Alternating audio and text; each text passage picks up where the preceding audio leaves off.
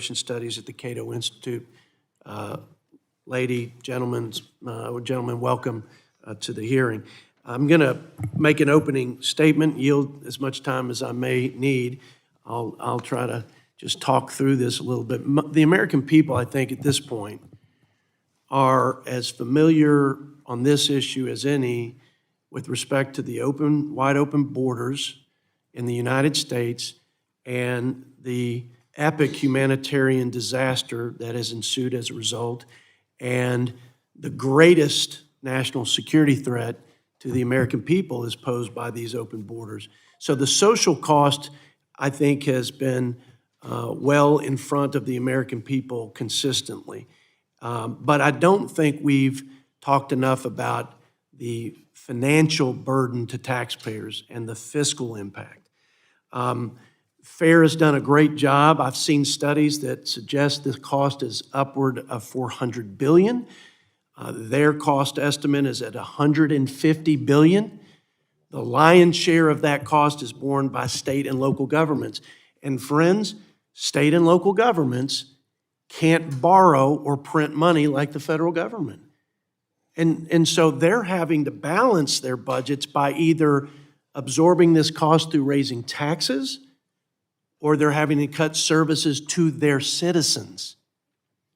The $150 billion, when you look at the 22 million people that are estimated to be in this country illegally, comes out to about $9,000 tax dollars per illegal immigrant.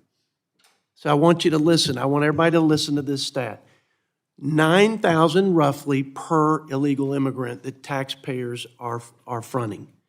That's more than we spend per Medicaid beneficiary.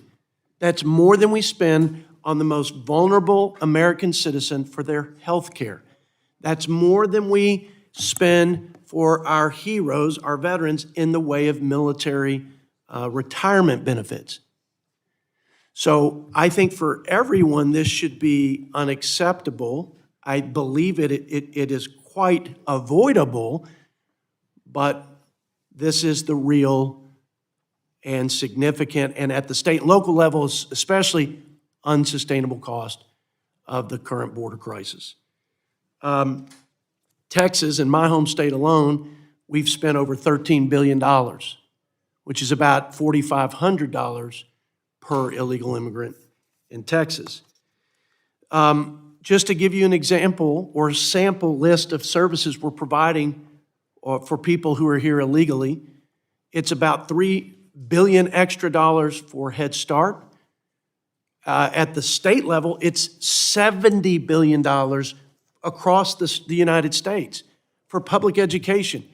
And states have a very difficult time prioritizing and investing in public education because of the cost of health care and now the cost of illegal immigration. You look at criminal justice, it's about $12 billion extra in criminal justice cost across the United States. Tens of billions of dollars in uncompensated care at hospitals. We talk all the time as a committee about how health care costs are driving our deficits and national debt. Medicare alone is $1 trillion, and that will double over the next 10 years. And we've got tremendous cost, and that's not to even consider the crowding out of our citizens who are in need for these spaces in hospitals, seats for our students in their schools. So it's real, and we've quantified it, and I'm grateful for the work of FAIR. I think I would say at a time when we have record deficits, the highest level of indebtedness in our nation's history, surpassing a time of war when we're in relative peace and prosperity, at a time when our fellow Americans are spending now about $1,300 more a month because of the inflation tax, where we're looking at an economy teetering on recession. We've seen inflation uptick the last month. We saw the first quarter GDP not even get half of its expectation. I'm concerned about it. But then you're going to add $150 billion in unnecessary cost because of illegal immigration. Now, let me say something, and I'm done about CBO. CBO talks about the benefits of immigration. And let me be clear, we need legal immigration. Legal immigration is a hallmark of the American experiment. The new blood hungry for opportunity and freedom and the American dream. There's nothing more American than that. There's nothing more un-American than lawlessness and chaos and the lack of respect for rule of law. That's all I'm trying to contrast here. But here's what CBO does, and it ticks me off, actually. They take into consideration some of the benefits of illegal immigration in terms of jobs filled and revenue as a result, and some taxes paid, by the way. That $150 billion is the net after we back out about $30 billion in taxes. What I would like to submit to my colleagues is that CBO, in order to do their job to provide the full picture and accurate information for us as lawmakers to make the decisions and value judgments, is to have the full net cost. And that $150 billion is in no CBO analysis whatsoever. But the benefits are. Seems a little odd to me, seems biased to me, and I'm going to make sure, as long as I'm chairman, that full picture is represented so my Democrat colleagues and my Republican colleagues and us as a committee can just deal with the facts and make decisions and accordingly. With that, I appreciate you, again, witnesses, taking time to provide your counsel and insight at this very important hearing, and I'm going to turn it over to my friend and ranking member, Mr. Boyle. Well, thank you, Mr. Chairman, and like you, I thank the witnesses for taking time to be here today out of your busy schedules. I want to do a few things in my opening remarks. First is to make clear how proud I am that we are, as President Kennedy once wrote in his book, a nation of immigrants. More than 90% of the American people, myself included, are descendant of immigrants. In my case, it's my father who came here from Ireland when he was 19 years old, looking for economic opportunity, as well as my mother's parents, who sailed here on the SS George Washington right after the Second World War. Their story is like millions and millions of American families who worked hard, played by the rules, and in doing so were able to provide more opportunities for their children than they had themselves. My family's been able to live the American dream. And you know, if you go back to the very beginning of the nation, almost 250 years ago in my district at Independence Hall in Philadelphia, if at that time you had said, you know, we're going to build a new country, but we're not going to build it of the elite or the affluent of Europe or any great power. No, this new country on this continent is going to be comprised by those who are on the bottom rungs of the ladder in societies where they come from. And we're also going to add on to that slavery and build the nation with slaves and then the descendant of slaves. And oh, by the way, that nation is going to go on to become the wealthiest, most powerful, and greatest nation on the history of the planet. Would you really have believed if one of our founders said that to you in the late 18th century? But that's who we are as Americans. And I know there is a lot of rhetoric going around right now about immigrants, and I'm not accusing the chair of participating in this, but there are some who irresponsibly delve into the bashing of immigrants. Unfortunately, that has also been around as long as the American Republic. Well, it was wrong then and it's wrong now.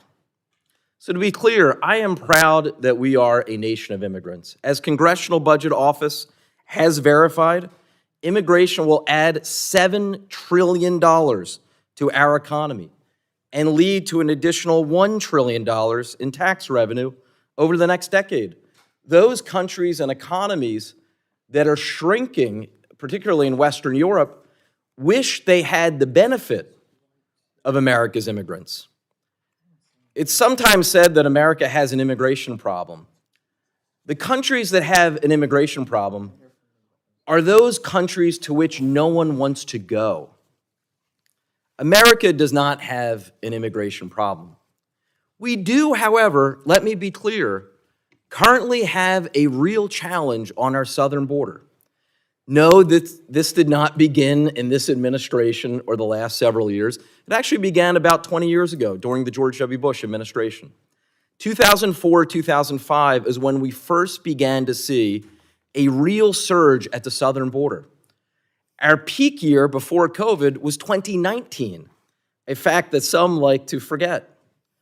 Of course, once we hit March 2020, we had a dramatic drop of crossings at our southern border. Once the pandemic ended and America's economic, robust economy returned, we have seen that surge reoccur. So we admit there is bipartisan agreement, I think widespread agreement across America. We have a particular problem at our southern border of illegal crossings.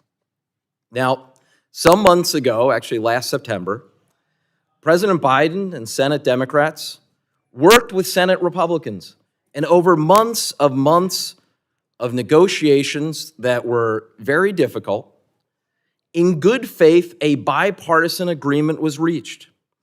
It would have been the toughest and fairest set of reforms to secure the border in 2 generations. It would have provided $20 billion for border security, hired 1,500 new CBP officers, and funded more than 100 additional immigration judges. That way, those claiming asylum could have had their cases heard right there.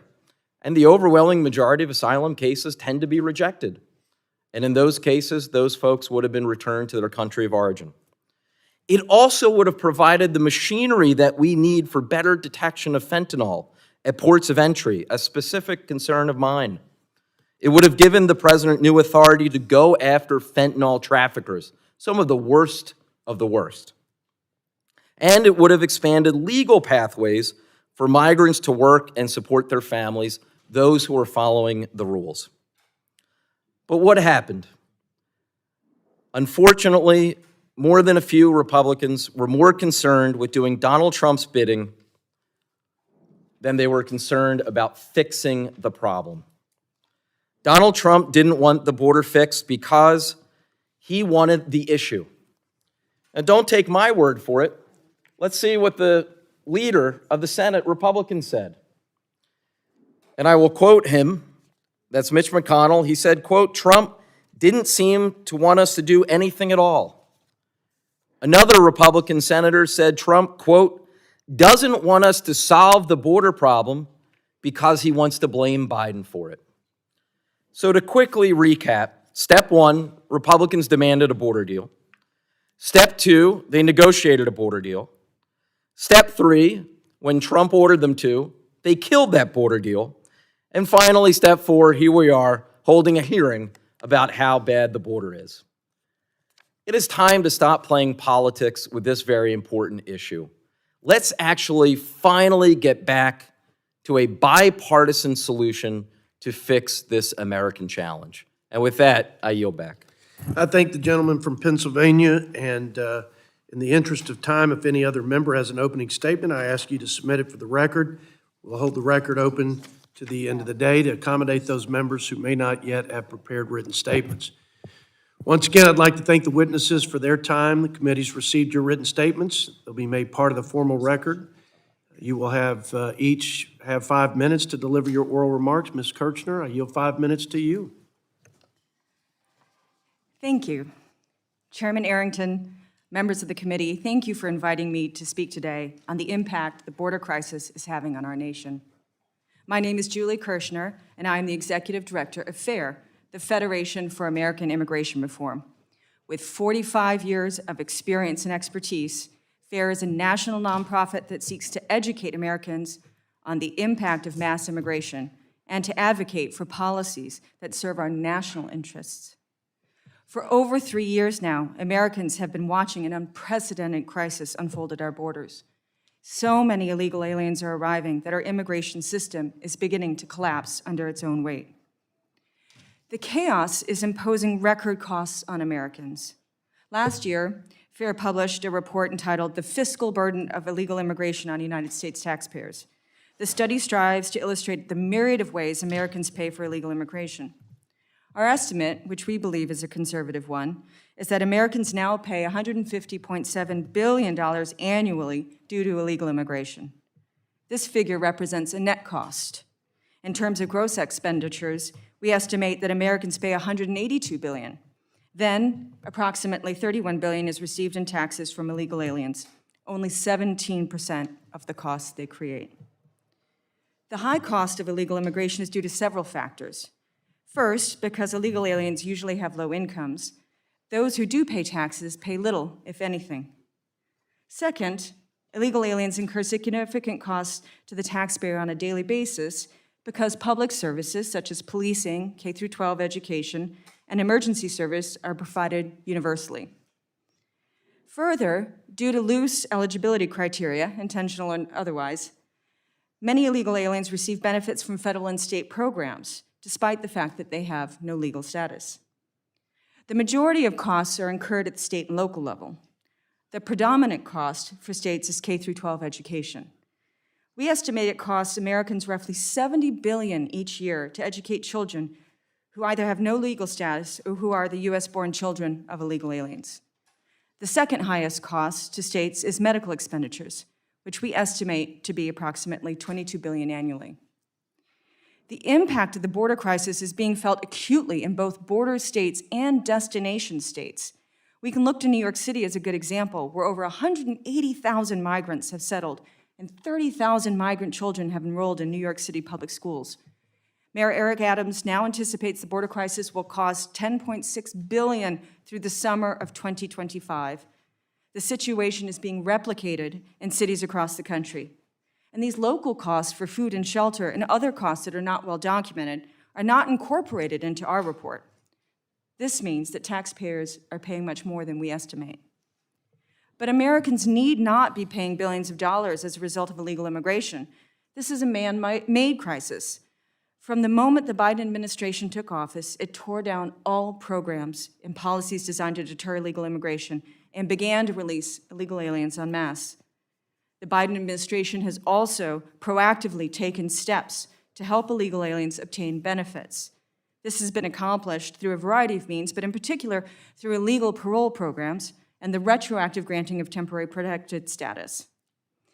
Let's examine the administration's parole program for Cubans, Haitians, Nicaraguans, and Venezuelans. Many people don't realize that this program has an immediate and significant cost to taxpayers. Upon being paroled into the United States, these aliens who have no legal status immediately become eligible for work permits, Social Security numbers, Obamacare, and will be able to attain valuable tax credits such as the Earned Income Tax Credit and the Additional Child Tax Credit. On top of that, parolees are eligible for federal benefits on the same terms as legal permanent residents. That means after a 5-year waiting period, they may receive benefits under all the major federal benefits programs: Medicaid, Social Security, supplemental security income, food stamps, temporary assistance for needy families, and federal student aid. And that's assuming they otherwise qualify. For Cubans and Haitians, however, the 5-year waiting period is waived by statute. So that means that Cubans and Haitian nationals brought to the U.S. through the president's parole program are immediately eligible to receive all federal benefits. This happens before they even file a tax return, and despite the fact that they have no legal status. Members of the committee, over the past 3 years, between 9 to 10 million illegal aliens have been encountered at our borders. On top of that, approximately 1.8 million illegal aliens are counted as gotaways. And there's no end in sight. If we do not reverse course now, if we do not change our current policies, the numbers will only grow and the costs will only increase. Thank you, sir. Thank you, Ms. Kirchner. Now we will yield 5 minutes to Mr. Blair for his opening statement. All right, dear Chairman Arrington, Ranking Member Boyle, and distinguished members of the committee, good morning, and thank you for inviting me to testify before you. As a senior fellow at the Texas Public Policy Foundation, I bring 22 years of military experience and a deep understanding of border security from my time in the Army and U.S. Border Patrol. My roles have ranged from infantry officer in Operation Lone Star to collateral intelligence agent and also Marine Border Patrol agent. Today, we stand at a pivotal moment in the history of Texas, facing unprecedented challenges that threaten the very fabric of our state and nation. Texas shares 1,254 miles of border with a failing state, besieged by an authoritarian regime that not only sponsors terrorism, but also allows cartels to wield a spectrum of warfare, undermining the rule of law and jeopardizing the safety of our communities. The Mexican cartels are foreign terrorist organizations and have extended their nefarious operations beyond the border, infiltrating every major city and many towns across Texas. The threats we face are not isolated. They are intricately linked to global adversaries, including state actors like China, Russia, and Iran, and non-state entities such as Hezbollah, Hamas, MS-13, and Tren de Aragua. For example, the Chinese Communist Party has weaponized the Mexican cartels and used them as proxies in their drug warfare on American society. The CCP is supplying the cartels with precursor chemicals and synthetic drugs, such as fentanyl. The Mexican cartels have built a Silk Road from Mexico across the border and into every state, county, and community in the United States, enabling the CCP's insidious strategy of drug warfare. The federal government's deliberate inaction to counter the national security threats has not only exacerbated the border crisis, but the federal government is actively weaponizing mass migration and disinformation to erode the very foundations of our sovereignty and stability. This manufactured humanitarian catastrophe has overwhelmed the federal agencies, leaving them unable to fulfill their primary mandate of protecting the American people. As a result, Texas has been left to fend for itself against an unrelenting invasion of complex and evolving threats that threaten the fabric of our society. The federal government has broken the compact between the United States and the states. The executive branch has a constitutional duty to enforce federal laws protecting states, but it has failed to do so. The preamble of the Constitution outlines the chief responsibility of the federal government to ensure domestic tranquility and provide for the common defense. Article 4, Section 4 provides the United States shall guarantee to every state in this union a republican form of government and shall protect each of them against an invasion. Despite these clear mandates, the Biden administration has not only failed to secure our borders, but has actively undermined the efforts to states like Texas to protect their citizens. The administration's unlawful and unconstitutional commitment to the UN's Global Compact for safe, orderly, and regular migration prioritizes humane migration over the rule of law. Recently, a total of more than $7.4 billion in U.S. tax dollars has been allocated to the State Department for migration and refugee assistance in FY24. This staggering sum highlights the administration's misplaced priorities, focusing on facilitating mass migration rather than securing our borders and protecting our citizens, all funded by Congress. The Department of Homeland Security has neglected its primary mission, as outlined in the Homeland Security Act of 2002, by prioritizing the facilitation of weaponized migration and importation of millions of foreign nationals into the U.S. DHS has failed to secure the border.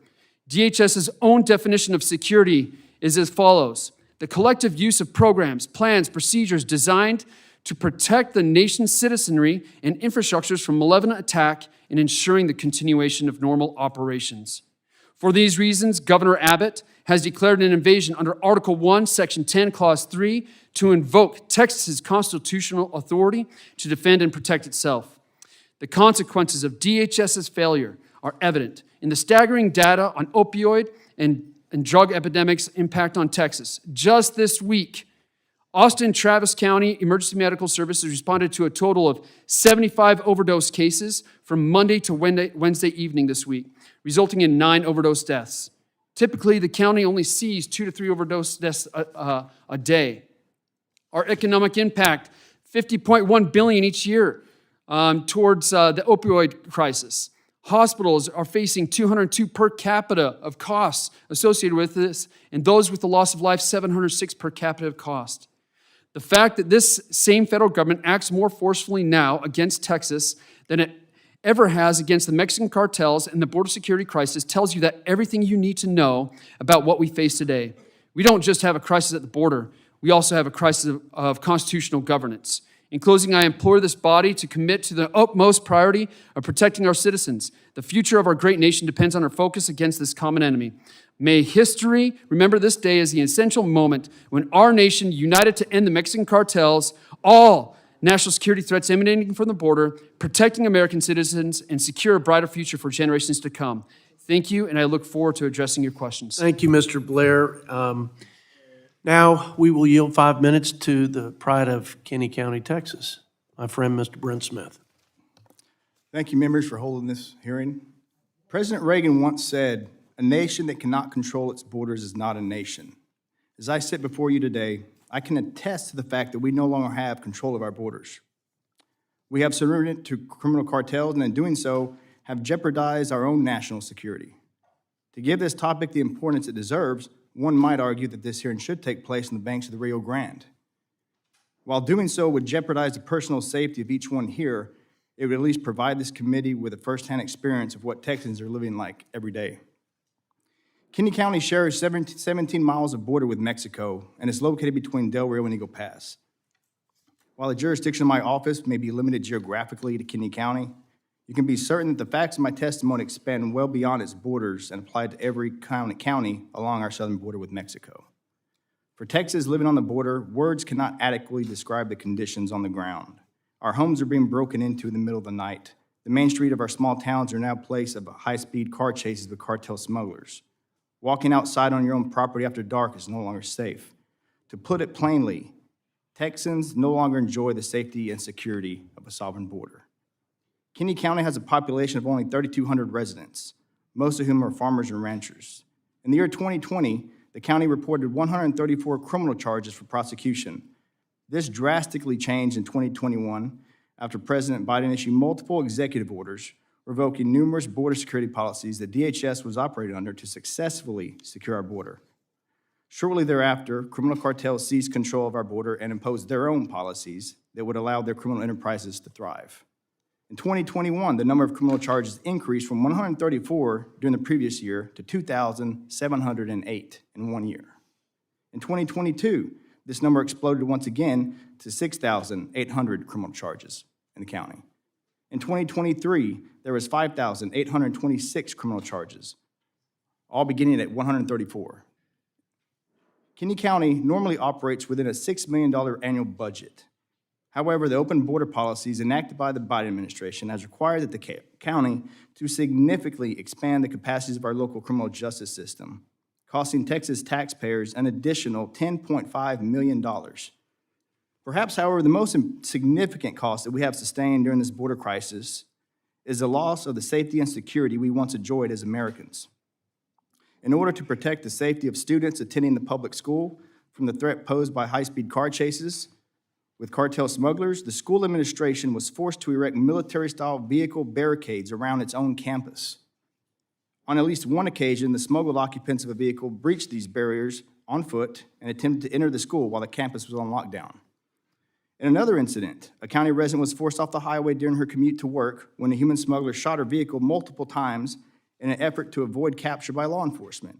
This resident was forced to quit her job due to the danger she subjected herself by simply commuting to work.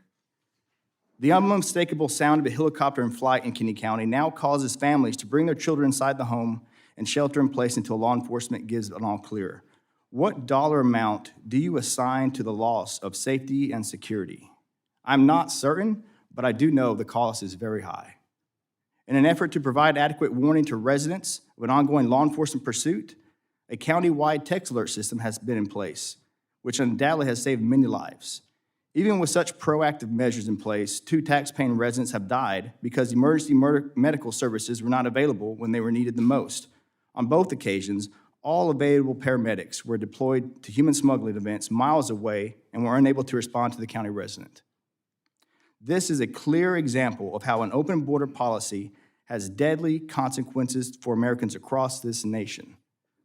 The violence and lawlessness occurring on our border is not sustainable for any sovereign nation, let alone a Texas county comprised of 3,200 citizens.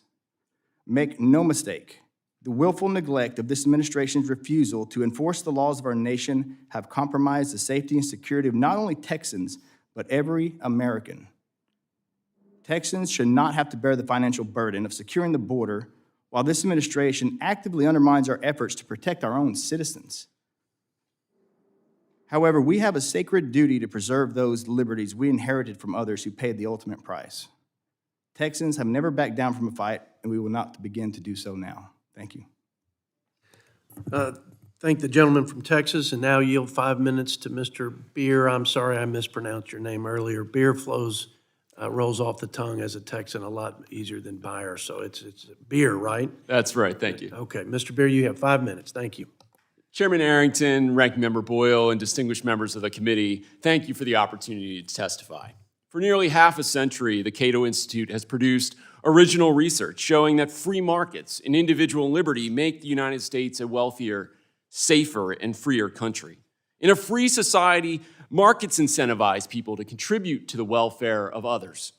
Thanks to freedom, America isn't a fixed pie, it's a growing one.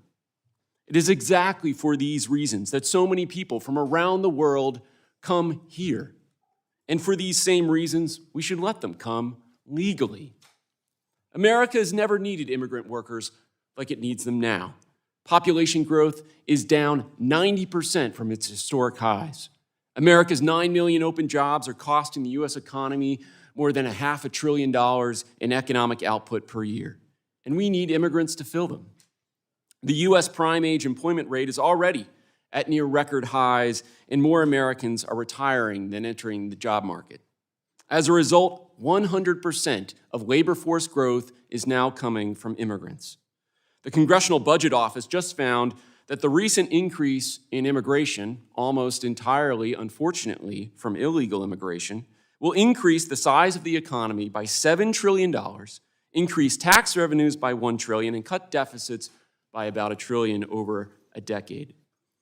The National Academy of Sciences' seminal 2017 report on the fiscal effects of immigration on federal, state, and local finances found that immigrants reduce deficits both in the short and long term. Last year, Cato published a 250-page update of that report and found that immigrants pay $1 trillion in taxes, $300 billion more than they receive in benefits. Even low-skill immigrants who arrive early enough in their careers are fiscally positive in the long term. Studies that claim to find otherwise simply ignore most of the direct and indirect revenues that immigrants create. Of course, every immigrant is not always and everywhere fiscally positive, but the big picture is clear. Immigrants are makers, not takers. Congress should be exploring how to permit immigration in a lawful and orderly way to maximize these potential benefits. Unfortunately, America is benefiting from immigration in spite of Congress's dysfunctional legal immigration system, which was last updated in 1990. Backlogs and delays are now so extreme that literally in any other area of law, there'd be daily hearings and investigations about them. Just 3% of the applicants for legal permanent residence this year will be approved. Most of the people who are currently applying for legal permanent residence will die before they or their family members have the opportunity to immigrate legally. Our legal immigration system is mostly ignored here, but its message that the way to come is to come illegally is heard around the world. As long as we continue to proclaim this message, we will continue to incur some costs related to illegal entries. The only way to change the message is to change the law. That may be hard, but if we start with the accurate premise that these immigrants can be contributors, we can skip the contentious arguments over how to keep out everyone who's trying to come here and focus on the solvable issue of how they can come legally and contribute. Free Border Patrol to keep out real threats. Let people not be forced to hand over their life savings to cartels. Let them line up transportation, housing, and jobs in advance of their arrival. Let them come legally. And if you don't want them to have any welfare benefits, I'm fine with that. Fixing immigration only requires faith in America, in our markets, in our Constitution, in our freedom. And if you ever lack that faith, talk to those who are Americans by choice. Immigrants will tell you that they believe in America. We should listen. Thank you. Mr. Beard, thank you for your comments. We're going to move to the Q&A portion, and I'm going to yield 5 minutes to start us off. And I just want to respond to some of your comments because I believe in free people, free markets, and free and sovereign states. Freedom without security is complete anarchy. Freedom without rule of law is chaos. And so there are things we can do, and I agree with you. There are places that are broken that should be fixed within the immigration framework in our laws, and there's no doubt there are ways to do that even on a bipartisan basis.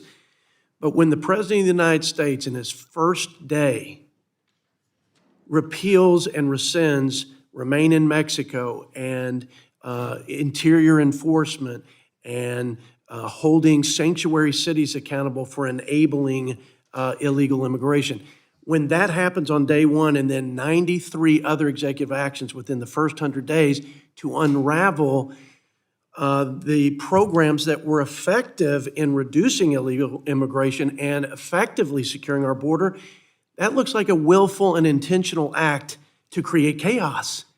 So yes, there are ways to fix the current system, but I can't accept the fact that the President of the United States, through this Section 212F, which is the broadest of authorities I know of, it says, if you, Mr. President, think this is in the interest of the United States to turn anyone around for any reason, you can do that. Can I ask, where do we go from here? Well, where we If go, not where we reform the system, where do we go from here? where we start is to do that which we can with the authority and tools we have. And we saw very clearly in the last administration, where there's a will, there's a way. Doesn't mean it's perfect, doesn't mean there aren't things to fix, but you can't have, in the last month of the Trump administration, 1,000 a day, and then this last December, 10,000 a day of people coming across illegally. To your point, if people think they can come illegally, they will come. Just this week, President Biden and the administration rolled out a rule to give $9 billion worth of health care to people here illegally. You get what you reward. You're an expert on free markets. Incentives drive behavior. We are putting incentives out there intentionally that are creating this, and there's a cost to society, especially, and more so than the financial cost, all of the folks on the terrorist watch list, all of the drugs, all of the crime and criminals. We're not vetting this. It's pouring into our communities, and it's devastating. We need freedom, but we need rule of law alongside of it, or we lose the peace and tranquility we promise in the Constitution. But we can have lose both, order. right? We can have both. We don't have to choose between security and a legal immigration system that works. We don't have to choose. You're right. They're compatible. In fact, they complement each other. Yeah, If we they have a do. legal immigration system that works, then there's going to be fewer people crossing, so Border Patrol's freed Do up you to think interdict the president? people. Do you think the president is doing everything he can to create order and law and at the border? And do you think he's doing everything within his power to make sure we have seamlessness at the border with respect to immigration? Do you think he's doing everything he can? I mean, all I can say is he's deported a lot of people, far more people. Even as a percentage of the people who arrived, he deported more in his first 2 years than the other administration did in its last 2 years. Let me move on. It's deported a lot of people. I don't think that's the answer. We got to get back to I think legal it's immigration. to me and the it's system is the intellectually problem. dishonest to me to sidestep a very simple question. Is this president doing everything he can with the tools that he has, recognizing there are things that we need to do? There are other And values at stake. I think there are the other answer- values at stake. I He think could the separate answer is children no. like the last administration did. Yes, he could do that. He shouldn't do that. There are lines that you should the restrict. deluge of crime coming across the border. Well, you know what, Mr. Blair, you were a Border Patrol officer. Is this just a natural ebb and flow, like my ranking member suggested, just a surge, a seasonal surge? Or is it? well, let me Just to clarify, since quoting me, I didn't say seasonal surge. I mean, this is obviously beyond a season. I mean, we have a unique problem, 3 countries that have tremendous problems, the triangle countries in Central America, that are causing a large part of this. But what I did say is this started a couple decades ago. This has not just started the last couple of years. Okay, let me take off then on that, and I don't want to mischaracterize you. Is this something that's been going on for, when I say this, and this is my last question, what we're experiencing now with the record flow of migrants, the record flow of drugs, record migrant deaths, record people on terrorist watches, is that something that's been going on, as the ranking member suggests, for a decade or so, or is this a recent phenomenon as a result of this administration's either policies, lack of leadership, et cetera, willful or not? Is this a longer tail, or is this something as a consequence of the current administration's policies? Sure, to give you an example, let's look at the Venezuelan issue. So Venezuelans in 2017, we had roughly 2,600 encounters. And then fast forward to 2023, we had 334,000 encounters. Now you look at that, about 8 million people have fled Venezuela because of Hugo Chavez before, and then also Maduro, right? And so at first they were starting to go to South American countries, but it wasn't until the current administration's policies and procedures that allowed this to actually happen, and that invited all the foreign nationals from South America, regardless of what country of origin, to our southern border. So you can see the numbers or the data right there to show that this is not a natural occurrence. This is all by design, and it's all been done through policies through this administration. I thank the gentleman, and now yield 5 minutes to my ranking member, Mr. Boyle. Well, thank you, Mr. Chairman, and I want to turn to the witness from the Cato Institute. I would point out, Mr. Beer. Now, FAIR, F-A-I-R, the acronym, published a report on the alleged burden of migration to the U.S. Mr. Beer, you have over a decade of impressive experience in immigration studies. Your work has been cited widely, including by the U.S. Supreme Court. You've displayed your knowledge already here this morning. So with your background and knowledge and experience, I would like you to take this opportunity to comment on the FAIR report, their use of data in the report, and how the methodology of the report may fail to capture the broader context of immigration's economic benefit to the country. Yeah, so the FAIR report significantly understates the tax benefits, expenditures, contributions of immigrants. I mean, you look at the state tax revenues that they calculate, it's 37% below what's in the census current population survey data, understates their federal income tax by about 88%, understates their Medicare and Social Security taxes by 62%. The discrepancies are so enormous, you're left with the impression that they're just inventing them, just like they invent the number of illegal immigrants in their study. They say they're 15.5 million. They just invented that number, and then so they can't use any of the available census data. FAIR counts the expenditures on education for U.S.-born children, for example, minor children, excludes all of the tax payments from the adult children of immigrants in the United States. Doing that alone cuts the total number of tax payments in half, which they've already reduced by about 2/3. And they completely ignore tax incidents or taxes that are indirectly the result of immigrants. So they have zero tax incidents for corporate taxes that are paid by corporations who hire these workers. They have zero capital income taxes that they attribute to immigrants' work in the United States. Research has shown that those changes just by themselves can turn a low-skilled immigrant from dramatically negative to fiscally positive if they arrive early enough in their career. Well, thank you. And building off of that, I would point out, something directly relevant to this committee, the Budget Committee.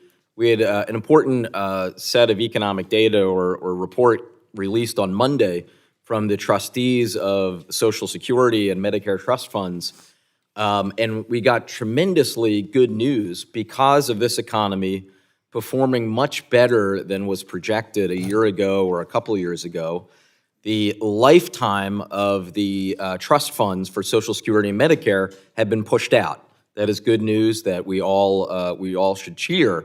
I was wondering, given this as a hearing on immigration, what impact does immigration and immigrants have on Social Security and Medicare trust funds? Well, the Social Security Trust Fund report directly says it. It's a result of increased labor force, and the increased labor force results in more tax revenue to Social Security. The report says that basically increasing from 829,000 to 1.7 million immigrants per year reduces the annual burden of Social Security by 1.5% of taxable payroll over by 2097, which is about $137 billion in today's terms. So very significant impact on Social Security revenues in the long term. Yeah, and then finally, I wasn't planning on asking this, but since we had a good back and forth, and you had a good back and forth with the chairman, and I'm going off memory here, so please correct me if I'm wrong, but my memory of this becoming a really, I mean, of course, immigration's always been a hot button issue at different peaks in American history. It was the race riots, the anti-Catholic Know-Nothing riots of the 1840s happened in my district. They were so deadly, that's what led to the creation of the Philadelphia Police Department. Because of just how widespread and deadly they were. So this has been an ongoing story throughout American history. But I really remember in my lifetime the question on the southern border rising to a certain prominence right around 2005. That was when George W. Bush was working with John McCain and Senator Kennedy. You had a surge in crossings. Then you've had different drops, but increases. And then obviously we have an enormous challenge now. So if you could just walk me through kind of the last 20 years, is my recollection of this correct? I mean, this has been a multi-decade issue that unfortunately does continue to get worse. Look, the big difference between then and now is who's arriving. So Mexicans were arriving. You had about 2 million crossings in the border in the year 2000, but half of the people made it through. They made it across the border. This is according to estimates by the Department of Homeland Security. So the big difference now is more people turn themselves in. They're from countries that are very difficult to deport to, Cuba, Haiti, Nicaragua, et cetera. Even the Northern Triangle countries are far more difficult to deport to than Mexico. So you had far more evasions in the early 2000s. Now you have more people seeking asylum. But the magnitude is nothing new to Border Patrol. We actually had more overwhelmed Border Patrol agents in the 2000s when you had the number of arrests exceeding 3 per day per Border Patrol agent, which is, totally unheard of today with 20,000 agents. Thank you. I yield back. Thank the ranking member. Now yield to Mr. McClintock from California for 5 minutes. Thank you, Mr. Chairman. I need to begin by noting the Democrats' habit of discussing legal and illegal immigrants as if they were the same. That is a supreme insult to the millions of legal immigrants who enter our country every year by obeying our laws. Legal immigrants come here pledged to pull their weight, not to be a burden on others, to obey our laws, and to love and defend our country. Illegal immigrants come here under very different circumstances. Their first act is to commit a federal crime by illegally entering our country. Their second act is to demand free food, shelter, medical care, clothing, education, transportation, and legal services. I've watched them at the border taunting our Border Patrol as they illegally cross into our country. To equate their lawless behavior with law-abiding, hard-working, and patriotic legal immigrants is outrageous, and my colleagues who do so should be ashamed of themselves. The Senate bill that we heard the ranking member tout would make it impossible for a future president to use his existing authority to secure the border, as Trump did, until illegal crossings exceed 4,000 a day. And as Border Patrol agents tell us, the problem is not lack of laws, it's a deliberate decision by the Democrats not to enforce those laws. Now, the Democrats tell us, well, this is great for the economy, since the more people in the economy, the larger it is. Well, duh. But as the CBO director testified to this committee earlier this year, the economic impact on working Americans is catastrophic because it suppresses wages for unskilled and low-skilled American workers, and it breeds an underground economy that further suppresses the competitiveness of American workers. So working Americans see their wages stagnate as a result, and many are forced out of the labor market entirely. Ms. Kirchner, how do we help working Americans by flooding the labor market with cheap, illegal labor? We don't help them at all. And actually, if we wanted to be kind to their previous generations of immigrants, we would not flood the market with cheap labor. There is ample evidence that it depresses wages. And the CBO director actually confirmed that right here before this committee. You estimated the net cost to U.S. taxpayers to be $150 billion to support these illegals after deducting what little tax they pay. That includes $70 billion in costs to our schools, does it not? Yes, sir. And $22 billion for medical care? Yes, sir. What do you think the Democrats would say if Republicans proposed cutting $70 billion out of our schools and $22 billion out of our hospitals? And yet, isn't that exactly what they're doing? Well, I wouldn't propose to put words in anyone's mouth, but I do think that illegal immigration has consequences, and we need to accept that as a nation, and we need to make good policy decisions, and that means understanding the real impact of what's going on and the costs that are associated, not just the economic benefits, as you said, of growing the greater economic pie, the GDP measuring alone, and by the way, everything is made up of choices, and if you look... And your estimate of cost is just direct costs of the government. It's not the cost of crimes committed by illegals. Exactly. It's not the cost of wage reductions for working Americans. Exactly. It's strictly It's a the direct snapshot cost. of payments and revenues. The Democrats tell us that illegal immigrants are more law-abiding than Americans. Mr. Smith, are the illegals entering your county more law-abiding than your legal residents? Well, I can tell you from the numbers that I quoted earlier, of those thousands of cases, we have about 50 county residents being prosecuted. The remaining is the result of an open border. And I would just add that, there is a difference. I've got to go on. Ms. Kirchner, did you not look at the SCAPE requests made by states for the cost of incarcerating illegals and conclude that illegals are 231% more likely to be jailed for crimes in California, 440% more likely in New Jersey, and 60% more likely in Texas? I have not looked at the recent data, but I know, and certainly in California, it's very high.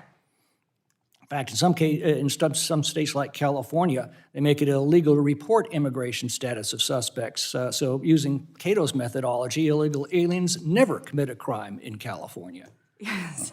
That is a problem, sir, and we do know the truth. We know, and even, what's interesting is even the Biden administration recently has been coming out and saying, please, sanctuary cities, please honor our detainers. We don't want to deport many people, but the people we want to deport are very bad. By saying that the opposition to illegal immigration is not opposition to legal immigration. In fact, the people I find who are the angriest about illegal immigration are the legal immigrants who have played by the rules, waited patiently in line, and are now watching millions of illegal migrants cut in line in front of them.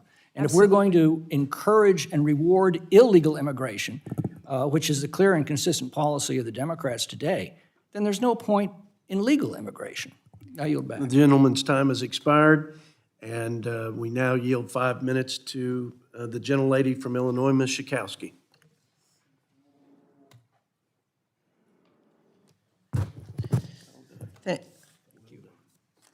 Thank you, Mr. Chairman. I appreciate in this committee that there's actually some back and forth, even at the start. And I want to say, as a first-generation American myself, that I am very anxious to see and to talk most directly about the positive aspect of immigration to this country. We've heard about all the projections of the it was at $7 trillion to our economy from immigrants, and another trillion, that we're going to benefit, or billions that we're going to, $1 trillion over a decade. And money going into our own budget. But here's the thing that I'm really struggling with. In Chicago, we had a roundtable from employers and then immigrants who want to work. Employers are desperate for workers right now. We want to increase those numbers. And yet, when you talk to the immigrants and the migrants, and I have too many, I say, what is it that you want from the United States? The number one answer is a job. I want to work. The fact that we could boost our economy if we had a better immigration process, a system, we could do this as a Congress of the United States to make a much more sensible one. And I have to say to you, Mr. Blair, you're talking about what goes on in Texas. I have to tell you, there are busloads of people being put into cars and into trucks to come to my city. These are people who are desperate. They have come across this border and made it because they want a better life. And you know what happens to them? They don't even know where they're being sent to, and they are dropped off in places they have never heard of. We lost a child on one of those trips. Often no water given to them on the way from Texas to Chicago. Who are we as a country right now?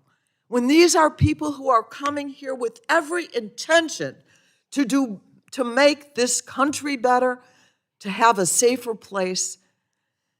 These are human beings and are not really treated that way by the governor that you are touting right now for all the great work and the trauma. And, you know, when we talk about the chaos, I think there are people, including Donald Trump, who want the chaos to continue. And what he has said, and I quote, that what immigrants do is poison the blood of our country. How awful. I'm sorry.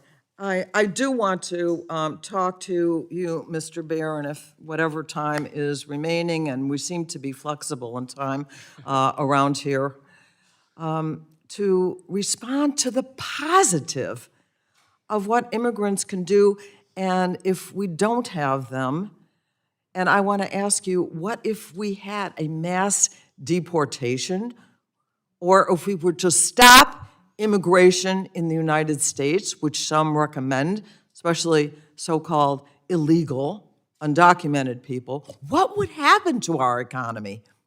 Well, it would be a massive contraction in our economy. We would lose, over the next decade, about 1% of our GDP would go away from just mass deportation of the long-time illegal immigrant residents, not even talking about the ones who've come recently who are applying for asylum.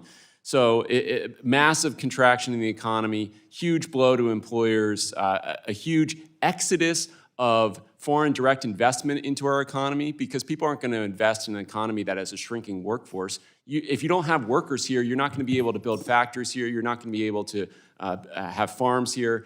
And so you're going to see investment go offshore, you're going to see jobs go offshore. Let me just ask this, did employment help prevent the economy going down in the United States? Yes, absolutely. Without the immigrants that we've had, we would have had a decline in our labor force since December of 2020, December of 2019. So, immigrants are the reason why gross domestic product and the number of jobs has been increasing so significantly. And the CBO report goes into great detail on that. Gentlelady's time has expired, and we'll now give 5 minutes to the gentleman from Wisconsin, Mr. Glenn Grothman.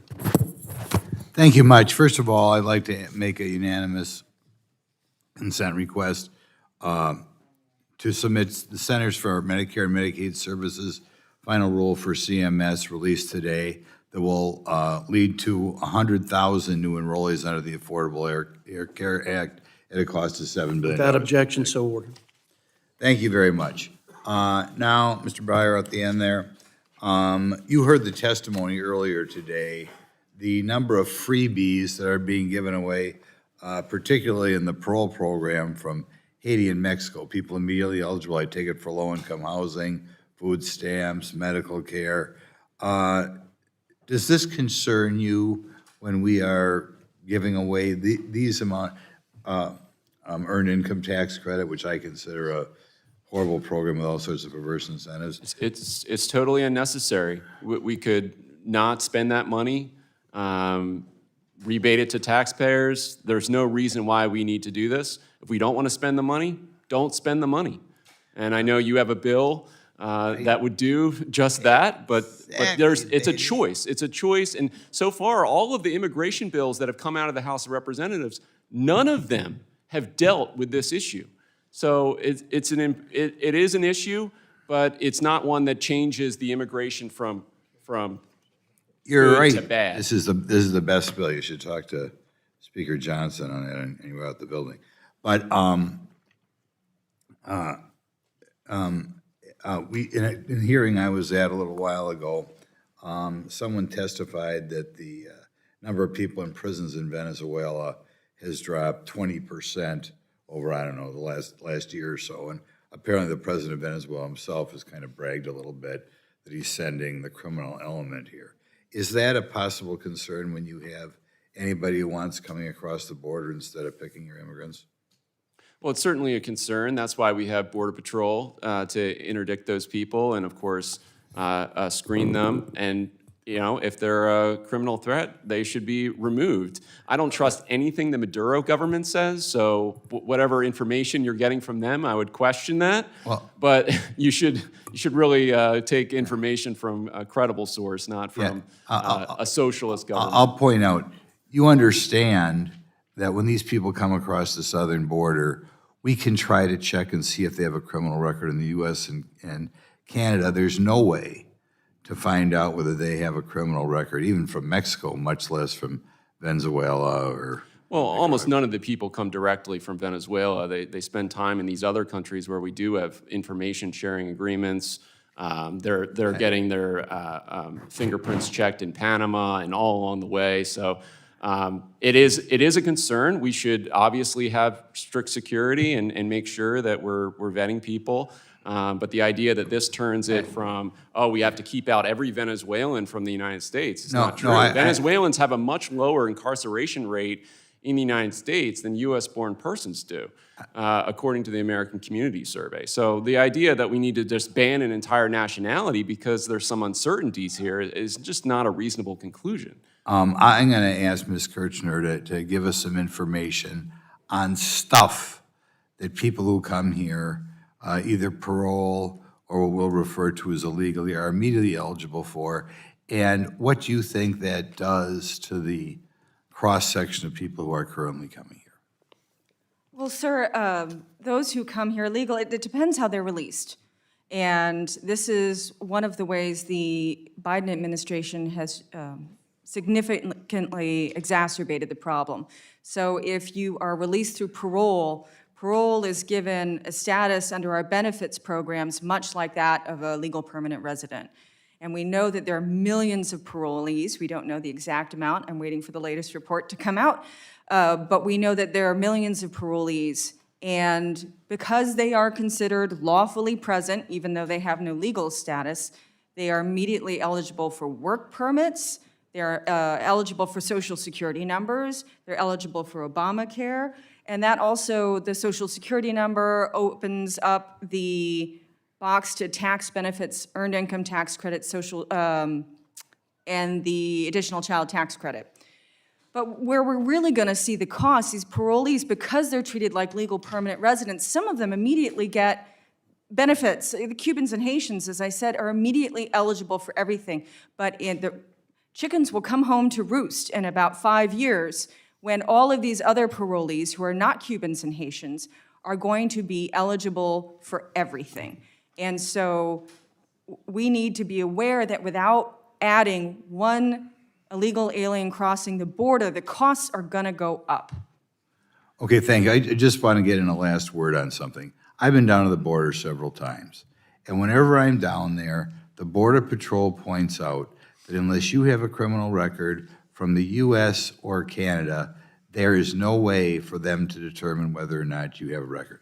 That is what they are telling me, and I mean, you should look at some of the CBP press releases that they put out when they catch people from Colombia or other countries. The gentleman's time has expired.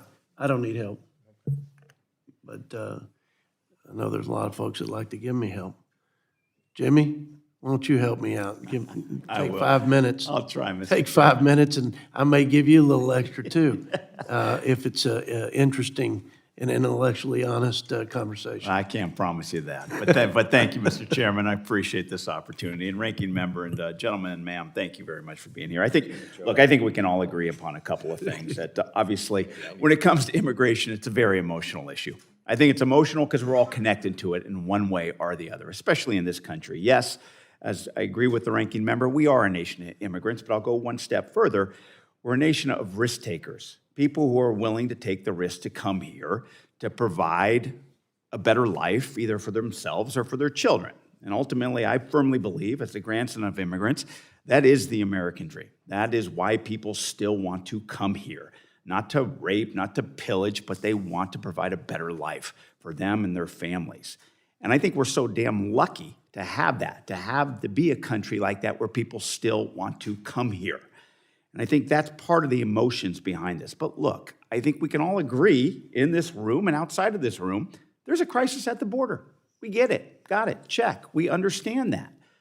A humanitarian, a familial, a criminal, and a financial crisis that we are facing at this point. But rather than just continue to talk about the issues, we want to make sure we talk about solutions. Unfortunately, especially here in the United States Congress, especially in this political world, when we talk about solutions, it is difficult. It's difficult because what I've seen in my limited time that I've been here in Congress, immigration reform, border security is the most politically toxic, policy complicated issue I've worked on, unfortunately. In the 7.5 years that I've been here, we've tried though. We've tried, and we've actually had some successes. I think we've agreed, Mr. Chairman, in the time that we've been here, I think we've voted on $120 million in border security. That went to infrastructure, technology, and personnel. We also got some places when it came to immigration reform. Not necessarily comprehensive immigration reform. We realized that was difficult, but we kind of backed off and we looked at it piecemeal. We did the Farm Workforce Modernization Act. One of my proudest things that I personally worked on, yet just as fulfilling, it was frustrating because it was the most bipartisan immigration bill passed out of the House of Representatives in the last 2 decades. Unfortunately, it got stalled in the Senate. I'm going to get back to you, Mr. Beer, on that in a second. We had the DREAM and the Promise Act as well. And then, of course, we had potentially what happened in the last few months, that Senate deal, and I got to give a lot of credit to one of my conservative colleagues in the Senate, James Lankford, and one of my most liberal colleagues in the Senate, Murphy from Connecticut. A very conservative deal that would have provided funding, would have provided infrastructure, would have provided personnel, would have raised the standards of asylum, an issue that we're dealing with at the border that is causing the most consternation there and difficulties there. But unfortunately, it was rejected by the leader of the Republican Party, Donald Trump, and therefore no other Republican would go with it. So it's obviously difficult, but I think when you have people who have the political will to come up with solutions, we can actually do this, not just rag on each other when it comes to the issues. We got it, we get it. But we got to make sure that we talk about solutions. I believe one of the solutions with the Farm Workforce Modernization Act, I say that because of the district that I represent on the Central Coast of California. I've seen, not just familially, I've seen in my neighborhood, in my community, immigrants who have come here who want to contribute. And we know what it's like out there picking strawberries. We know what it's like in slaughterhouses. We know what it's like now in construction yards. You do not see too many native-born Americans doing that type of work. And so, Mr. Beer, I want to address my question to you as to what type of effect, when you look at our agriculture, who's doing those jobs these days? Look, it's right now, most of the increase in our agricultural workforce is coming through the H-2A guest worker visa program. So these are temporary seasonal workers. Unfortunately, those jobs, that visa category is not available for any job that's year-round. So if you have a farm and you're planting year-round and that job, that worker that you need is year-round, that visa is unavailable. That's one of the things the Farm Workforce Modernization Act would have relaxed that rule and allowed people to work in year-round agriculture. So that's where a lot of the illegal immigration and illegal employment ultimately is going, because there's no legal way for people to hire through that program. So if you get rid of the workers, I mean, you're talking about half of the agricultural labor force is just immigrants, forgetting about their children. You know as well as I do, that's a generous number. Yeah. Well, all these estimates are ballparks. Exactly. And I would go so far as say is that you have a number of people working in agriculture, and I think the estimates that I've seen, 70% working in ag on those farms, unfortunately, do not have proper status. Yet they are continuing to contribute to our agricultural economy, correct? Yeah, absolutely. If you don't have the manpower to do specialty crops in this country, you're going to import all those high-profit crops from abroad, and that's the nature of a free market economy. That's the nature of global competition. Our farmers want to compete internationally and be exporting food around the world and compete in those high-margin crops. I want to thank you. I want to thank the witnesses. Thank you, Mr. Chairman. Look forward to working on not just highlighting the issues. Let's make sure we have the political will to come up with Well, I solutions. appreciate the gentleman from California's sincere efforts and his leadership to fix some of the broken parts of the of the immigration, rather, system in our country around agriculture. He is, in fact, a leader on that, and I appreciate it. Now, I yield 5 minutes or so to my friend from the Keystone State, Mr. Lloyd Smucker. Mr. Beard, do you think we should get operational control of the border? We should have operational control. Absolutely. Do you think we should stop the flow of illegal immigration? Yes. Do you think we should welcome productive individuals who want to be productive members of our society to come here? Yes. And they should be properly vetted? Yes. So you think we should increase our legal immigration? Yes. Ms. Kirkner, do you think we should get operational control of the border? Yes, sir. We should stop the flow of illegal immigrants? Yes. Do you think that we should properly vet legal immigrants and we should continue to do so? Absolutely. Do you think that we need individuals who want to come here, who want to be productive members of society? Absolutely. We should have skilled immigration. Yes, sir. So we really aren't far apart. And I don't think Democrats and Republicans are all that far apart here either. I do think, Ms. Kirkner, one of the pieces that you miss, and not to argue with you, but that you miss slightly, is we do need workers, and workers who come here and perform jobs that are needed contribute to our economy. They'll buy food, they'll buy clothing. They will, in general, benefit the United States by growing our economy, by stronger growth in the economy that benefits by those workers paying into the Social Security system, paying into Medicare, generating additional revenue and additional taxes. It's unfortunate today that that is happening with illegal immigrants. It should not be happening, because at the same time, we then are allowing the flow of drugs. We're allowing the flow of criminals into the country. And that is, I'm from Lancaster County, 2,000 miles from the border. We have hundreds of fentanyl deaths in our region. It's a real problem that we have. Every single city, every single area of the country really has been affected by the Biden administration's policy on the border. So I agree with almost everything that you're saying, Mr. Beer. I agree with almost everything that you're saying as well. We've got to fix it. And the Biden administration has absolutely failed the American people with what they're allowing to happen on the border. But I think it's really, really important that we not continue to conflate the two issues. We need legal immigrants. We need individuals to take jobs. And I think it's actually the opposite of what you said, Ms. Kirkner. I don't think they're taking American jobs. I think what happens if we don't have an adequate workforce, Companies that can choose to do so will go to other countries, will go to other areas to build their new factory. So I think immigrant workers are actually a net gain for American workers as well. And I just, one small thing where you and I disagree. Mr. Beer, I think you're passionate in what you're saying. I think you could be more convincing if you're more open to an understanding of other viewpoints and not as confrontational.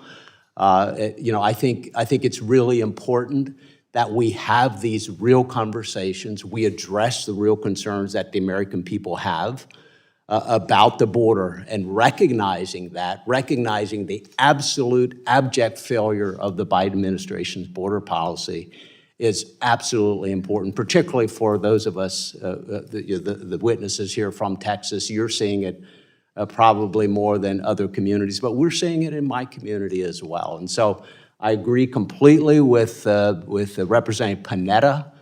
We have to fix this. We can do it. This panel isn't far apart. The members of Congress aren't far apart on this issue.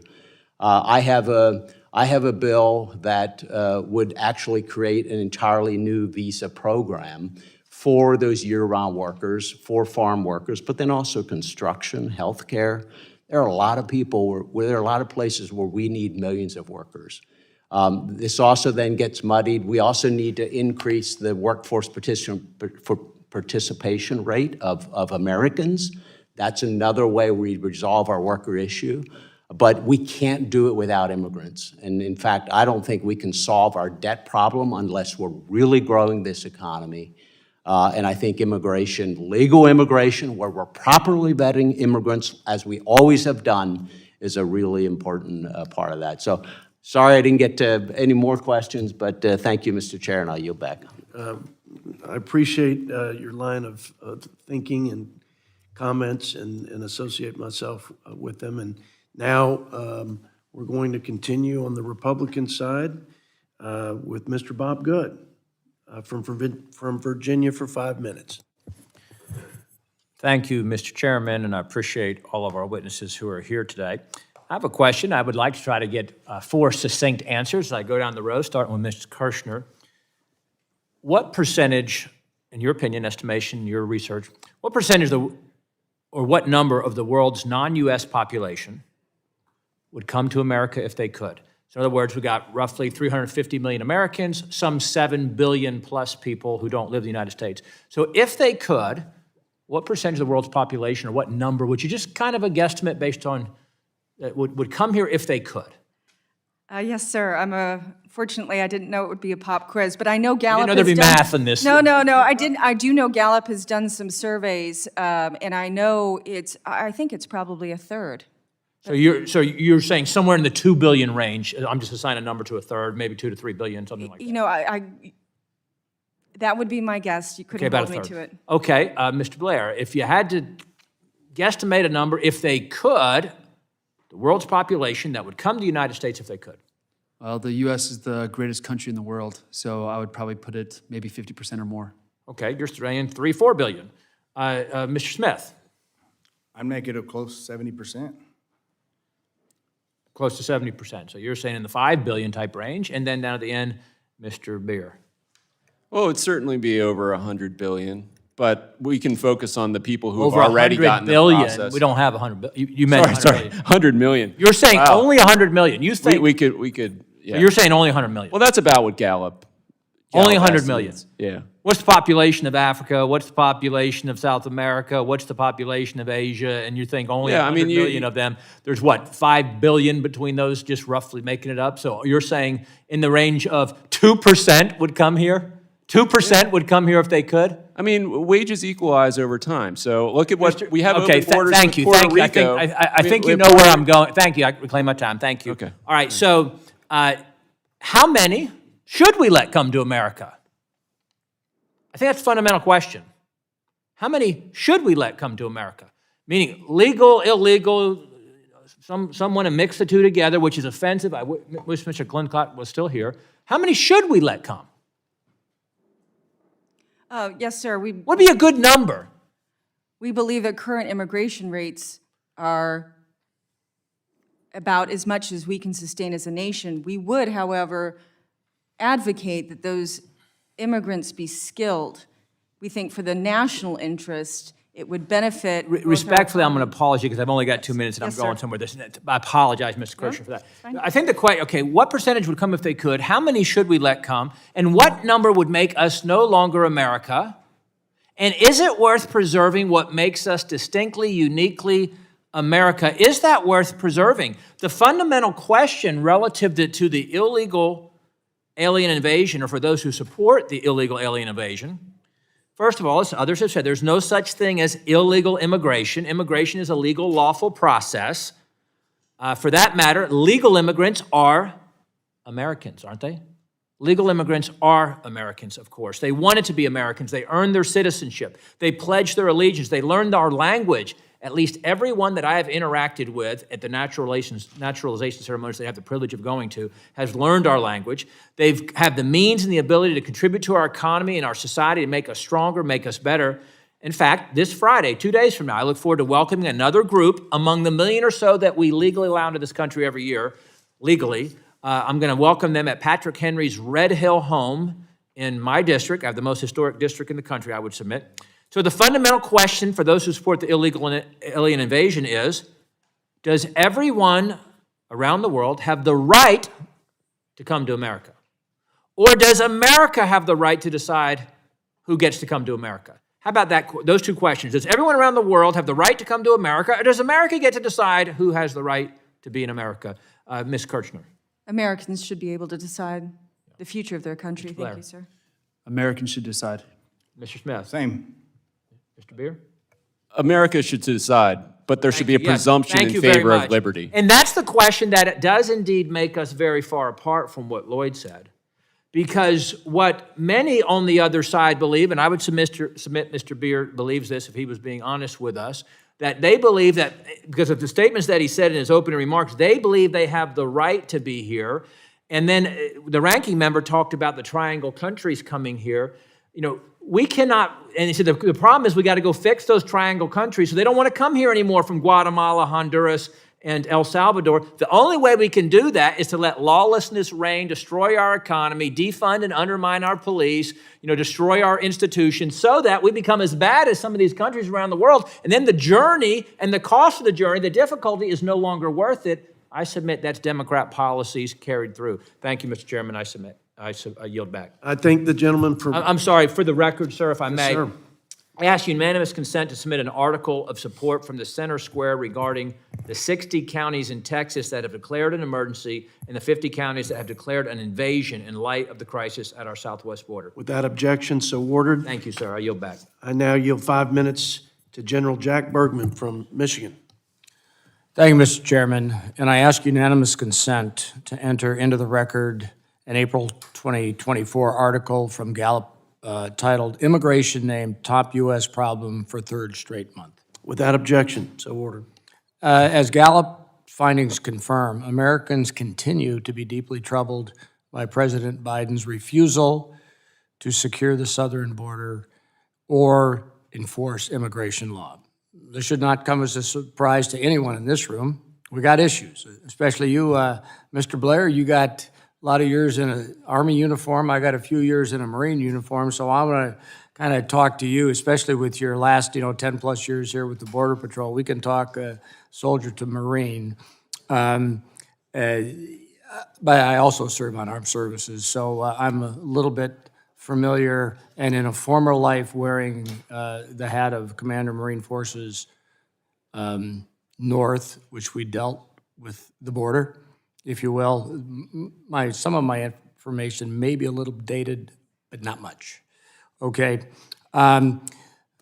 Blair, in your written testimony submitted to the committee, you note that the level of illegal mass immigration, U.S. is currently, the level is currently seeing is a deliberate, this is quote, a deliberate and calculated strategy of weaponizing migration to undermine the sovereignty and security of the United States and its states. Could you elaborate just a little bit? Don't take a whole lot, but just give me a couple of, elaborate on that a little bit. Yes, sir. If you look at the great work done by Kelly Greenhill and also Joseph Humeyer from the Heritage Foundation, they've done a lot of case studies in regards to this. Weaponized mass migration has happened over 80 times since the 1951 Refugee Convention. It's when a state or a non-state actor uses human beings as a weapon to eradicate someone's sovereignty. So in my report, I stated Lukashenko was doing that against the countries of Latvia, Lithuania, and Poland, where he forced foreign nationals to other people's borders in order to decrease the security of the environment so that they could decrease the sovereignty of that nation. By following that same playbook, the current administration is inviting massive amounts of foreign nationals to our southern border in order to decrease or eradicate our sovereignty, force Border Patrol agents, like what I was doing, and other law enforcement agencies and also local law enforcement to address that fact, that mass migration, which decreases the security of the environment and allows the Mexican cartels to completely operationally control both sides. And so that's really what weaponized mass migration is. It's a tool to completely eradicate sovereignty. So I'm going to put my words on this. They're organized on many different levels. So having said that, since we know we have, as the United States of America, we have foreign adversaries, Russia, China, Iran. Do you think they're looking at the cost of illegal immigration that it imposes on our taxpayers, and that this is part of the calculations of the Iranians, the Chinese, the Russians? Again, if it's organized, somebody's doing the math on how much money we're pouring into this. Do you think that is a calculation that they use? Yes, sir, 100%. The Chinese use the unrestricted warfare. So it's every asymmetric means to eradicate our sovereignty and security. And financial warfare is one of those means. Okay, and how plausible is it that foreign nationals are illegally coming to the U.S. at the direction of adversarial governments to engage in espionage or to potentially be in sleeper cells? It happens every single day. Look what's happened the first few days in May. We had more Chinese illegal aliens coming through the Southern California than we did all of FY21. And so when you look at that issue and you see that our vetting process, we're not, as Border Patrol agents, we typically don't vet. And you look at these single military-age males, and you look at the difference between those that are actually running from, whether that's communism or running from situations where their life is in danger, compared to the ones that we're actually apprehending. You can see in direct confidence that they're here for nefarious means. Okay, and I see my time is about to run out, but would you think that potentially the cartels are operating as brokers and playing all sides against the middle to create the environment that, because of their use of drones, because of their use of different submersibles, because of all the things they use, that there are probably things that we don't see that are tied together for the benefit of those against us? Yes, sir. The Mexican cartels have completely controlled the operational border. The southern border, and have created a Silk Road for the CCP to enter every single one of our communities. Well, in Marine terms, I'm guessing probably the Army says the same thing. We got snipers in the wire. Yes, sir. On the inside, and the weapons are pointed at us, and we need to not continue to turn a blind eye to that fact. And I'll just say, I'll yield back. I guess I'm a little bit over, but I would suggest that as a personal trait for anyone, arrogance creates a blind spot in all of us. So we, in our dealings with ourselves and others, should look to eliminate those blind spots. And with that, Mr. Chairman, I yield back. Thank the gentleman from Michigan, and yield now 5 minutes to the gentlelady from Michigan, Lisa McClain. I see a trend going here, Mr. Chairman. Thank you. I think it's interesting that you have all the Republicans asking questions right now, so I appreciate this hearing, Mr. Chairman. Clearly, we care, and I know you do. I know we've talked about the numbers, but I think it bears repeating. The federal government spent over $66 billion on illegal immigrants in 2023, according to the Federation for American Immigration. Does anyone here want to guess how much we've spent on homeless veterans in '23? Guess? High, well, let's just start. Higher, lower, the same? Anybody want to guess? Fractional. Fractional. Thank you. 3 billion.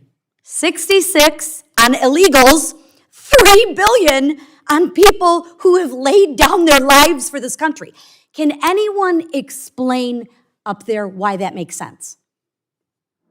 Well, one is including all sorts of benefits, and one is just looking at a very, very narrow slice. No, I'm using the same So if you numbers. look I'm, at- sir, if you are, did a I am direct using comparison, apples it would to be a very apples. different I'm using apples to calculation. apples. So since you know, why don't you share with me? We don't Oh, track you U.S. don't know. We don't check You don't track know. U.S. Okay. veterans in the census, so that would be very helpful if we did. Then I would be Yeah, able to we give did, you a but very do you know good- the answer? Because good- I do. I do. So I appreciate your opinion of which you have no facts on, but let me continue and let me educate you some more. The federal government, breaking that $66 billion down, let's look at what we fund. So you might want to get a pencil and paper and take some notes because I'll help you do your job. $5.8 billion in SNAP, $10 billion in Medicare, $8.2 billion in uncompensated hospital expenditures, $3 billion for primary and secondary education for illegal immigrants, And how many illegal immigrants are given taxpayer-funded housing compared to the number of homeless veterans that are sleeping on the street? You don't know because you don't want to know. You don't want to see the numbers. Well, I do, and I can share with you the American people do. Because I'll share with you, the people in my district, in Michigan, of the 9th District, we care about our homeless veterans. We care about our veterans. And yes, we care about them a little bit more than we care about people who have broken the law to get here illegally. So I actually have some suggestions, and maybe some answers on how to fix it. Instead of $66 billion, here are a couple things we could spend. The White House has requested $13 million for the National Call Center for homeless veterans. I'm going to say it again, $13 million with an M, right? Maybe we could find that out of that $66 billion, right, different between million and billion, big difference, we could funnel some more of that $66 billion to our homeless veterans. Anyone opposed to that? Why aren't we doing it? Why aren't we doing it? Anybody got an idea? Anybody got an idea? Why we're not, God bless you, why we're not doing it? I'll tell you why we're not doing it, because the Biden administration does not want to do it. Am I correct? Am I incorrect on that? I didn't think so. This year's budget request from the White House asks for $17.2 billion in mental health spending for veterans. That $10 billion we lose to Medicare spending would surely benefit to struggle with the mental health issues. So why don't we do this? America's a very charitable country. Why don't we take care of our own first? Anyone see a problem with that? Why don't we? I'll tell you why we don't. Because the Biden administration doesn't want to do that. It's maddening to me. The White House budget requested for caregiver support programs not $2.9 billion. Maybe instead of $3 billion for educating illegal immigrants, we can give more funding to caregiver support programs, right? We're all talking about both sides of the aisle, which ironically doesn't even want to participate in this hearing, sadly, but not unexpected. We all talk about caregiving as a problem, right? I hear that on both sides of the aisle. What would happen if we took that $3 billion and gave it to caregivers that live in the United States? Anyone have a problem with that? Why don't we do it? Anybody? The Biden administration doesn't want to do it. And you play games with your facts, and you play this shell game. Well, I'm going to share with you, the American people are not fooled, and they are frustrated and fed up with it. Let's just be honest about where this money is going so we possibly can redirect it to the correct place. Let's start with our veterans. Thank you, and with that, Mr. Chairman, I yield back. I thank the gentlelady from Michigan, and now yield 5 minutes to my friend from Utah, Mr. Blake Moore. Thank you, Chairman. This is I've had last 2.5, 3 years, numerous town halls. This is the topic that has been at every single one. I'm from Utah. We're not on the southern border. We are recognized recently as the top state in the nation from U.S. News. We have all the right economic indicators, we have all this great stuff going on, and the massive concern of what's going on at the border and what could potentially be the problem with what has happened over the last 3 years in 10 years from now. Well, what implications that this has on the next decade? So immediate acute issues and what ultimately plays out is terrifying to my constituents. To me, as I see some of the simple things that you saw from the previous administration, heard Mike Pence, Vice President Pence, talk about the negotiations with Mexico to come up with the Remain in Mexico plan. I wish we could create a legislative fix to it. I would be all for it. Make it permanent, make it into law, figure out the catch and release issues, parole authority, all across the board. President Biden came to office and he just said, you know what, I don't like President Trump, what President Trump and Mike Pence did. I'm gonna just take it away. There was positive things happening and we're gonna reverse it all. That's what he did. Everybody knows it. Every single constituent of mine understands that there was frustration there. And I wish we could fix it legislatively too. I think there's a solid group of Republicans and Democrats that recognize we have to have strong border security and we have to fix our immigration antiquated process. We get it. But for 30 years, we haven't been able to fix it. President Biden can at least do something right now, and he's been unwilling to do it. Mr. Blair, Ammon, a couple questions. And so I've got numbers here. Cartels have seen, according to Homeland Security investigations, cartels have seen their human trafficking and smuggling profits soar from $500 million in 2019 to well over $13 billion in 2022. Now, it's going to be hard for us to accurately track the amount of money that the cartels are making. I don't think they properly report on their W-2s what they're profiting from this. But would you say that's directionally correct from your understanding? That is directionally correct. We're not talking a small difference from that's one factor that's different from 2019. I'll give it two. There's two factors that's different from 2019 to 2022. One of them was there was a pandemic that caused some disruption. And the other one was that President Biden came in and his administration reversed every single border provision that was going on, and he has allowed for 3.5 years of this to continue on. This is enabling cartels, enemies of our country, bringing in fentanyl and running the show down on the southern border. There's an intersection here with Department of Homeland Security and the intelligence community. Do you think there are effective ways for DHS agents to work with the intelligence community on tracking cartel whereabouts in border towns, intercepting plans, and disrupting operations? Can you just speak to that and maybe the current state between DHS and the intelligence community and what we need to be doing better? Yeah, first and foremost, they need to be designated as foreign terrorist organizations in order to get the intelligence apparatus to completely understand what Mexican cartels are actually doing. Also, you also need to change the Uniform Crime Report or the National Incident-Based Reporting System. As it stands right now, a lot of cartel-related activity is actually not put into that system. So we're actually running blind right now. So whether that's going to be Border Patrol on the ground, HSI, anyone in the Department of Justice, all of us are operating in silos. There's not a lot of shared information. There is some. And I do give credit to those that are sharing, whether that's at the individual tactical level and maybe sometimes at the operational level. But in terms of trying to understand the entire threat, as it stands now with our current system, that's almost impossible.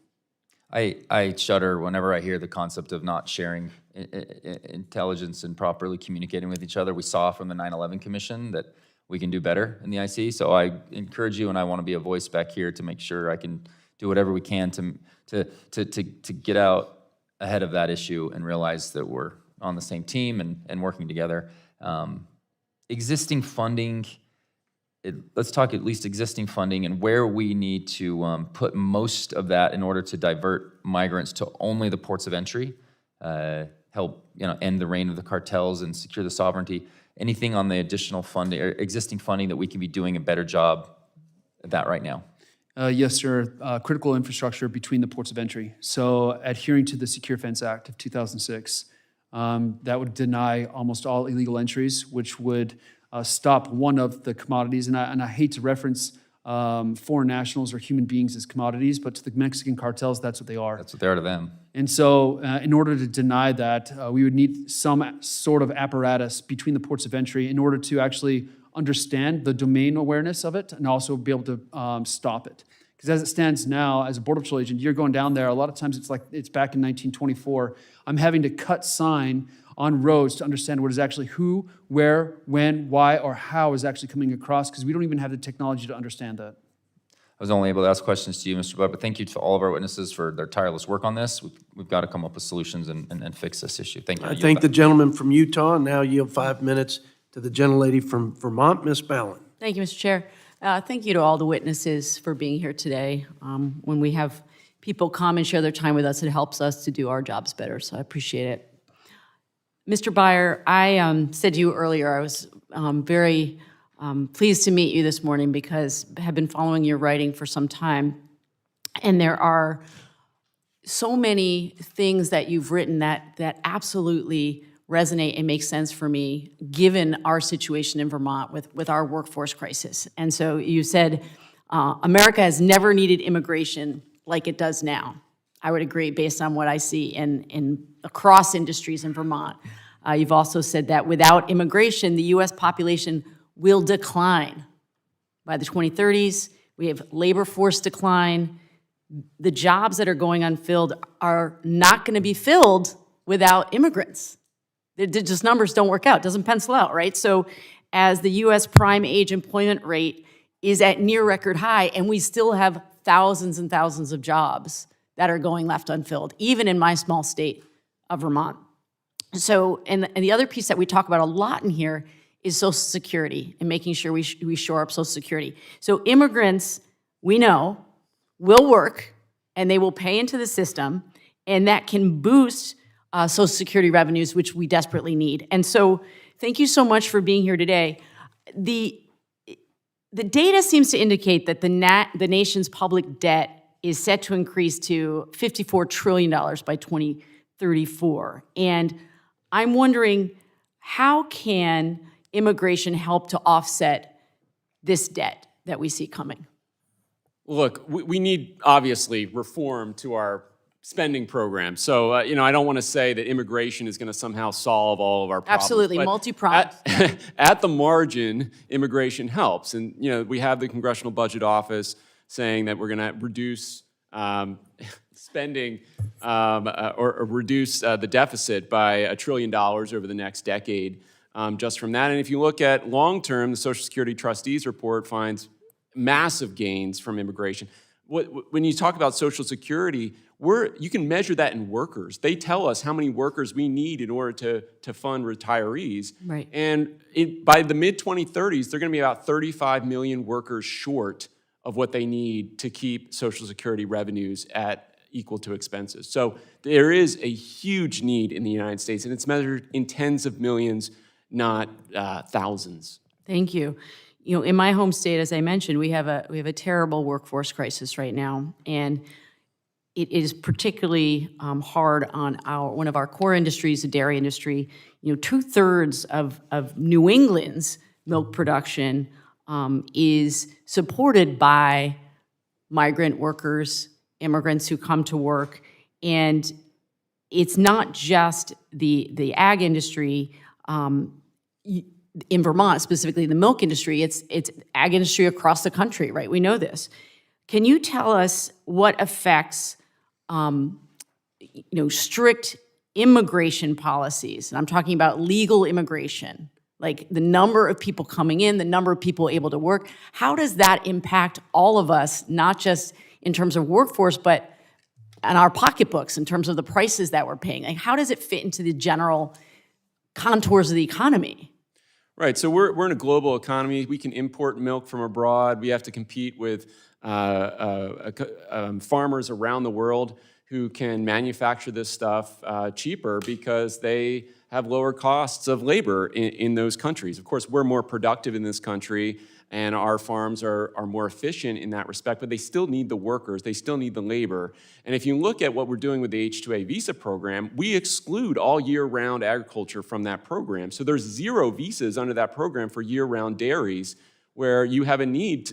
The cows have to be milked all year round. Yes. And there's no recognition of that need in federal law right now.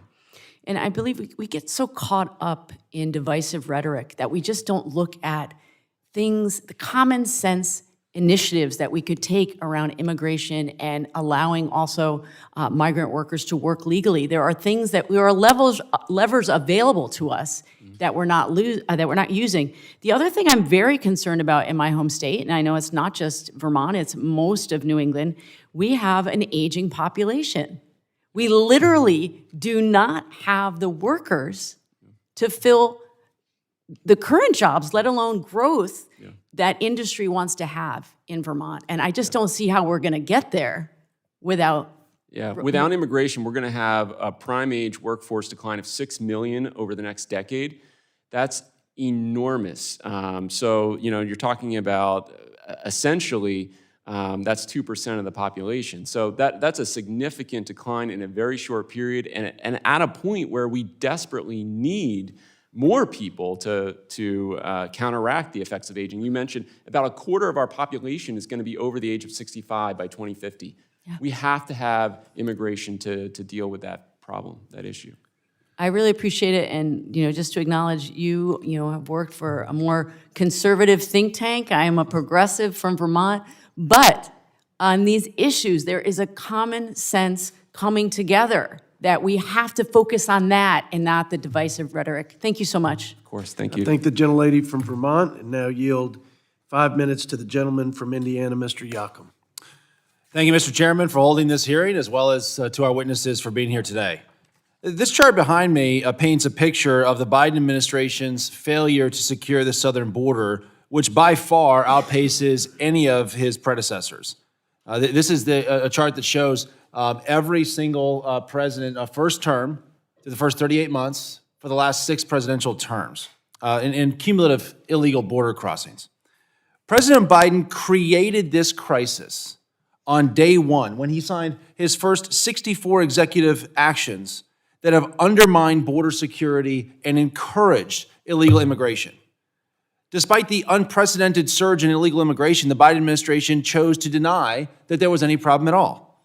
As a matter of fact, just 11 months in, they called it, quote, cyclical or seasonal. They continued to insist that the border is secure, about the 28-month mark. Even at the end of last year, President Biden and his administration officials continued to downplay the border crisis in month 37 as just, quote, ebbs and flows. But 2 weeks after calling it ebbs and flows, and nearly 3 years into this crisis of his own doing, President Biden finally admitted in month 37 that the border is, quote, not secure. We've known for years what President Biden and his administration refused to acknowledge until recently, that our southern border isn't secure. No laws have changed, just the will to enforce them. And while they've been in denial, we've seen fentanyl decimate our communities. We've seen people on the terrorist watch list stream across the southern border. We've seen state and local government budgets strain under the weight of providing food and shelter. We've seen crime and with illegal immigrants assaulting police and even committing rape or murder. Last month, 50 men and women from Indiana's National Guard deployed to Texas to support its efforts to do what the federal government refuses to do and enforce our border laws. Because the sad fact is that every state and every community has become a border state and a border community under President Biden's failed border policies. My question first to you, Mr. Blair. You spoke about your experiences trying to secure our border through the variety of roles that you have served in. Can you share how the Biden administration's policies worsened under this border crisis? Sure, as a Border Patrol agent and an officer on the Operation Lone Star, by inviting so many people to the southern border that he has, it forces or coerces every single agency along the border to deal with that mass migration. And so because of that, the rest of the border is left wide open for other nefarious activities such as the Mexican cartels, such as Tren de Aragua coming up from Venezuela. All the other criminal activities are now happening between the ports of entry because of that. The record amount of fentanyl coming through, you name it. Great. And as a follow-up, what national security threats are posed by the current situation at the southern border? Yes, sir. So every single adversary that the United States has a nexus to our southern border. That is China, Iran, Venezuela, Russia, to include also non-state actors, Hezbollah, Hamas. You also have ISIS, MS-13, Tren de Aragua. Every single one now sees that the Mexican cartels now are in control, and now they have the ability to now move into every single community in the United States. Thank you. And Mr. Smith, you have led the charge at the local level to protect your community and prosecute illegal immigrants. What hurdles have you faced in those efforts? The logistics of prosecuting this many people are just overwhelming for a county my size. You know, Operation Lone Star really is the only thing standing in between the citizens of Kinney County and the open border policies of Biden. Listening to some of the questions here today, though, it seems like a lot of the emphasis is put on the immigrant welfare. But being a budget committee, y'all deal with taxpayer dollars. To me, there's a huge message being missed here. Just I'm astounded at what I'm hearing today. And how has your community changed as a result of President Biden's open border policies? We no longer have a sovereign border. Our residents have to live in fear of hearing helicopters during the day, getting their kids in at night. You know, a lot of outside activities are very limited now. We've transformed our entire lives to live with a security threat. Great, thank you.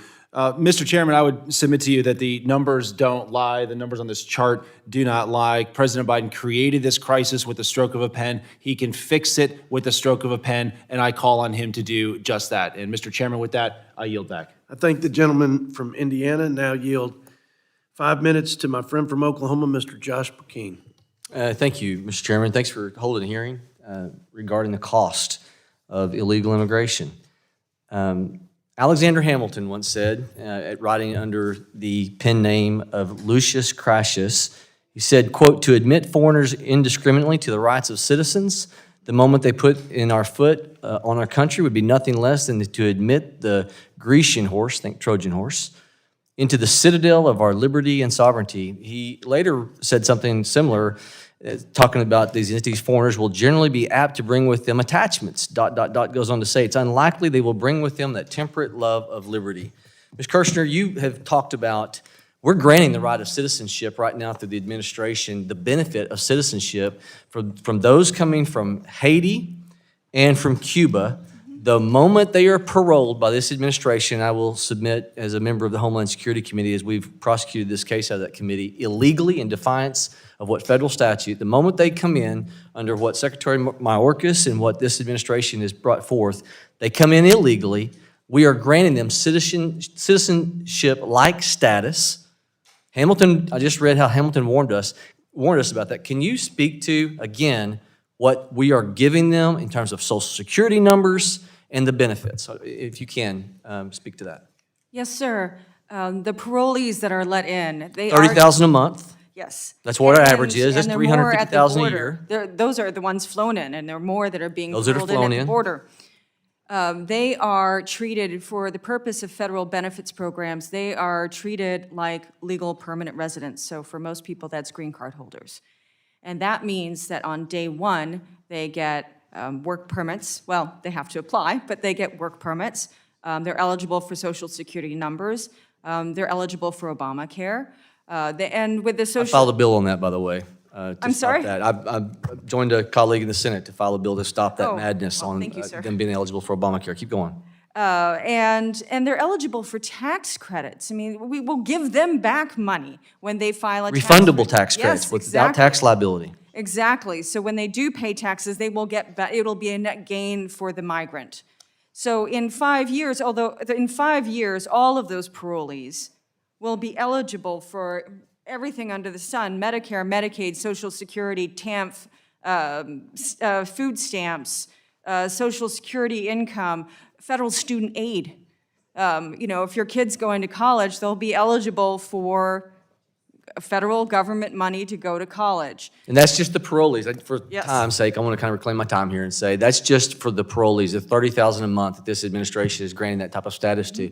But then you also have once these children, these individuals, these illegal immigrants have children, then that child then, absent the parole release into the country, that also grants that family access that may not be paroled into these other benefits of food stamps and Medicaid. So I want to continue. Let me ask you something. Yes, sir. You were put in contrast with Cato a minute ago in terms of your numbers. Cato claims that the revenue brought in by illegal immigration is $1 trillion. You all are stating that the revenue brought in on an annual basis is $31 billion. That is quite the contrast. $1 trillion, Cato says, is the total to all benefits, the state, local, federal, $1 trillion in revenue, yet you all contend it's $31 billion. Cato says the benefits from illegal immigrants is $700 billion. You all say it's $180 billion. It's quite the contrast. Also, if you listen to Cato, they are to be pro-liberty. And one of the comments, I'm not recognizing you yet.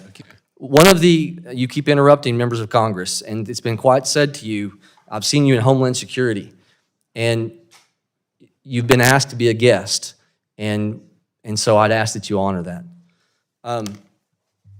$31 billion compared to $1 trillion. Benefits, $700 billion versus $180 billion. That's unbelievable. So I'm going to break it down because I got 45 seconds. For anyone who would doubt your numbers or grant deference to Cato, break it down to the smallest sample size that we can look and we see numbers and the impact. Look at what's happening in New York. They are suggesting Eric Adams, the mayor of New York, said, brace yourself. This is all wide, all government services. He told them, brace yourself from 10 to 15% cuts. It's a Democrat mayor. So if there's such a positive benefit, then why isn't New York seeing that? Why are they having to tell all government service, brace yourself for 10 to 20% cuts? Ms. Kirsten, I will give you the last word on that. Yes, sir. I think the difference is whether you're looking at a broader economic impact of GDP, or whether you're looking at the cost to the federal government, the cost to American taxpayers, which is what we're looking at. We're looking at the cost to American taxpayers. And this is being felt most acutely at the state and local level. And the National Academy of Sciences agreed on that as well, that this is something that the federal government, we're spending billions of dollars on it, and it's only going to increase as the numbers come in. I yield, Mr. Chair. I thank the gentleman from Oklahoma and now yield to the gentlelady from Minnesota, Ms. Omar, for 5 minutes. Thank you, Chairman. Mr. Pierre, I want to give you a minute to respond. I was just going to say that our numbers was not all illegal immigration. It was just total immigration, so all immigrants. So that's why it's not directly comparable. That's all I was going to say.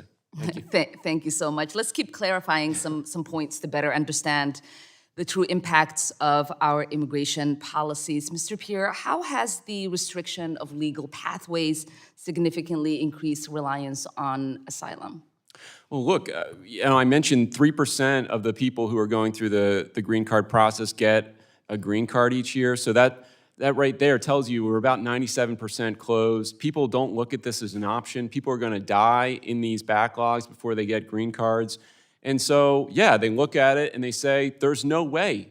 This is not an option for me. And so they come to the border and they tell us that that's why they're coming. There's no visa category available to the people who are showing up at our southwest border. Thank you for that clarity. Can you confirm that immigration policies that facilitate legal entry have reduced illegal entries? Yes or no? Absolutely. The parole sponsorship programs that the administration rolled out have dramatically reduced the number of encounters of Cubans, Haitians, Nicaraguans.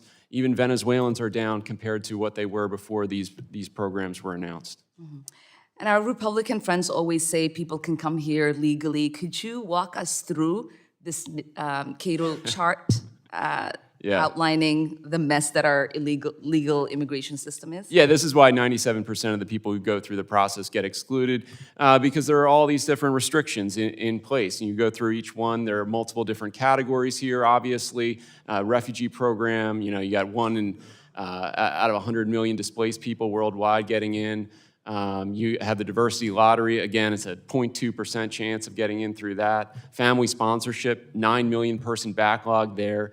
Again, you're going to die before you see a green card through that process. So you go through each one of these things, and you can see how restrictive it is. Ultimately, you end up in the employer-sponsored categories, and even those, the ones that are supposed to be for skilled and all about our economy and everything, even those are incredibly backlogged. Over 2 million people waiting for the opportunity to immigrate legally through those. Yeah. And finally, in terms of real costs that we should be talking about, isn't it true that immigrants generally contribute more in taxes than they consume in public benefits?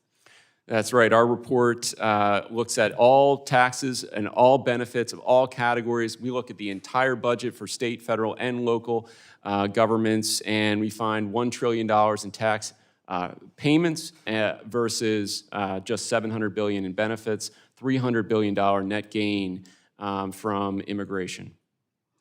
And Mr. Peer, is it fair to say that our debate around immigration often overlooks the actual facts and data needed to craft sensible policies? Yeah, I think if we started with the premise that these people could be contributors, then we would ultimately craft a much more rational immigration policy than we have right now. Maybe it's about something else entirely. I won't speculate on what that something else could be, but I hope that some of my colleagues will reflect on why the idea of immigration or the changing face of our country seems to unsettle them. We know that there are undeniable benefits to immigration. The real costs are rooted in poor policy decisions.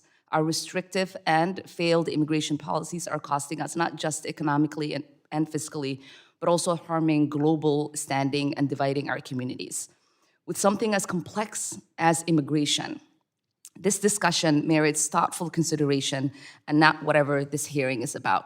And I will just say, as an immigrant, on a personal note, when we arrived in the US in 1995, it took my dad about 2 weeks to find employment. He worked at the airport and then became a cab driver. We moved to Minnesota. He worked for the post office until he retired in 2010. I was expected to find a job to help support the family. So were all of my 6 siblings.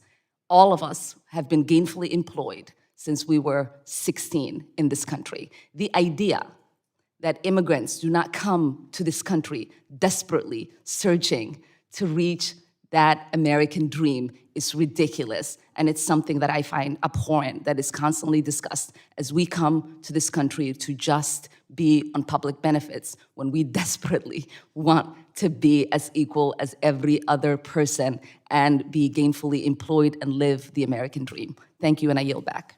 I thank the gentlelady and now yield 5 minutes to the gentleman from California, Mr. Valadeo.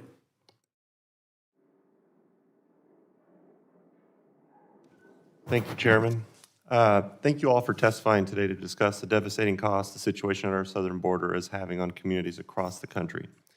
The issue at our southern border is complex, but one aspect that demands urgent attention is the influx of illicit drugs, particularly fentanyl. I've heard countless times from communities and law enforcement in my district about the devastating rise of this drug and the cost it has on individual safety, law enforcement, and public health. I want to start by going over a few statistics. In 2020, more than 5,000 Californians lost their lives due to opioid overdose, and 80% of those deaths were directly attributed to fentanyl. In 2021, fentanyl-related overdose deaths surged by 54%. Last year, California seized a record amount of fentanyl, 62,000 pounds, enough to kill the global population twice over.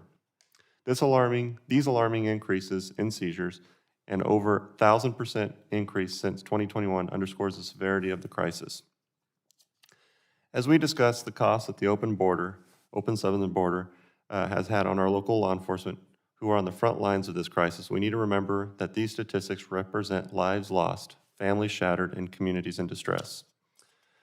Our nation's officers deserve our unwavering support as they grapple with this crisis, allocating precious time and resources to combat fentanyl while striving to keep our neighborhoods safe.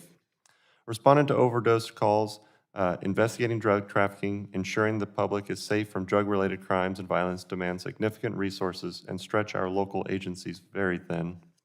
These are resources that could otherwise be allocated to community policing, crime prevention, enhancing emergency services. It is our duty to combat this crisis with every tool at our disposal. So I want to thank you all again for taking the time to discuss this significant issue. But I want to direct my question directly to Mr. Smith and Mr. Blair. Can both of you touch on the cost that illegal drug flow from the southern border continues to place on our local law enforcement and communities? Unfortunately, because we're dealing with mass amounts of illegal immigration at the southern border, most of our assets, to include resources, are now geared towards that. So a lot of the apprehensions, unfortunately, when it comes to narcotics and everything else, is happening with the Texas DPS or local law enforcement. Maybe that's on Operation Stone Garden or whatnot. So unfortunately, the local law enforcement is now having to deal with Mexican cartels or foreign terrorist organizations, while the federal government is facilitating the invasion. You know, the resources in Kinney County and other counties along the border are beyond stretched thin. They've been broken. Our EMS is broken. We have a volunteer fire department. It's broken. Counties are broken. Communities are broken. People's lives are being devastated. Y'all deal with taxpayer funding dollars, which are some people here want to legislate not for their benefit. The taxpayers are the ones that fund this building, that pay for these tax dollars. Legislation should be implemented toward them. And I think this border crisis really simplifies down to a simple issue. When you don't enforce a law, people don't tend to follow it. And if we enforced our laws, our border would be secure, Americans would be safer, and many of the deaths that we've seen wouldn't have occurred. That's all I have to say on the subject. No, I appreciate that. That's, and the mention of the cartels, that's something I think a lot of people forget to mention. I've got a community that was in my district before redistricting, and Mendota, California, it was an issue with this little tiny community, could barely afford to even have an entire police department, and they were dealing with MS-13 and having to bring in state, local, and federal resources to try to combat some of these issues they were dealing with, and it is all related to what's going on the border, and it continues to add pressure on a lot of folks, but the fentanyl side of it is just one that really needs to be addressed, obviously, and I know there's a lot of concern there. But then also, I think some comments were made earlier by Mr. Beer that on the process of immigration, I mean, I come from a family of immigrants. My mom and dad immigrated here. And so obviously immigration is something that's very close to heart for me. But we have to have a process that works. And we have to have a process that allows those who want to come here legally go through that process and play and I think for the most part, a really good role in what our country is and has become is because people from all over the world see what we are and they want to be a part of that. But we have to have a process that works, and I think that would help relieve some of the pressure on the border. But the drug situation is just one that you can't overlook anymore, and the cost it's having in our local communities is just something that has to be addressed as quickly as possible. So thank you, Chairman. I yield back. I thank the gentleman and now yield to my friend from California, Mr. Scott Peters, for 5 minutes. Thank you, Mr. Chairman. Back home in San Diego, generally, we know that the border is an opportunity, not a threat. In our region, San Diego, Tijuana, binational region alone, more than 150,000 people cross the border every day to shop, to go to school, to work, or visit the doctor. It's the busiest port of entry in the Western Hemisphere. But we also acknowledge that we can't enjoy the benefits of cross-border commerce unless we manage our border responsibly, and we need to make improvements. And right now, we have community-based organizations that are trying to pick up the slack so that we can deal with the newcomers that are coming to the U.S. to do all the terrific things that Mr. Beers pointed out. These organizations, along with the County of San Diego, are doing their best to provide basic services to some of the most vulnerable people, but they're dipping into their own pockets to fill the gaps.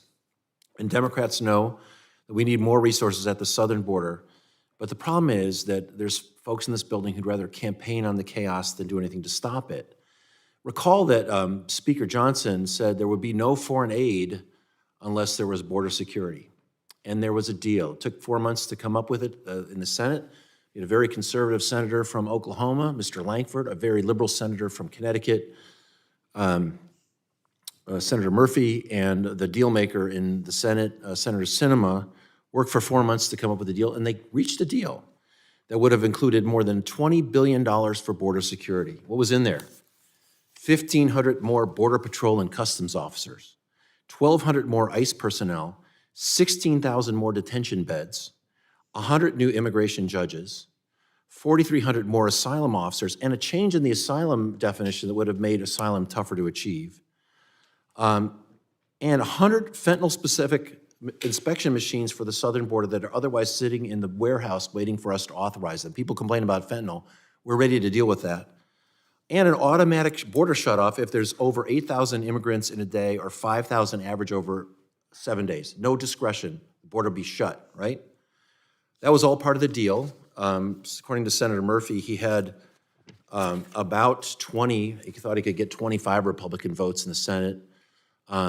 There was some nervousness about supporting Ukraine among some of the Republican senators, but that bill would have passed overwhelmingly and would have ensured the availability of additional immigrant visas to help the kind of legal immigration that we all acknowledge we need.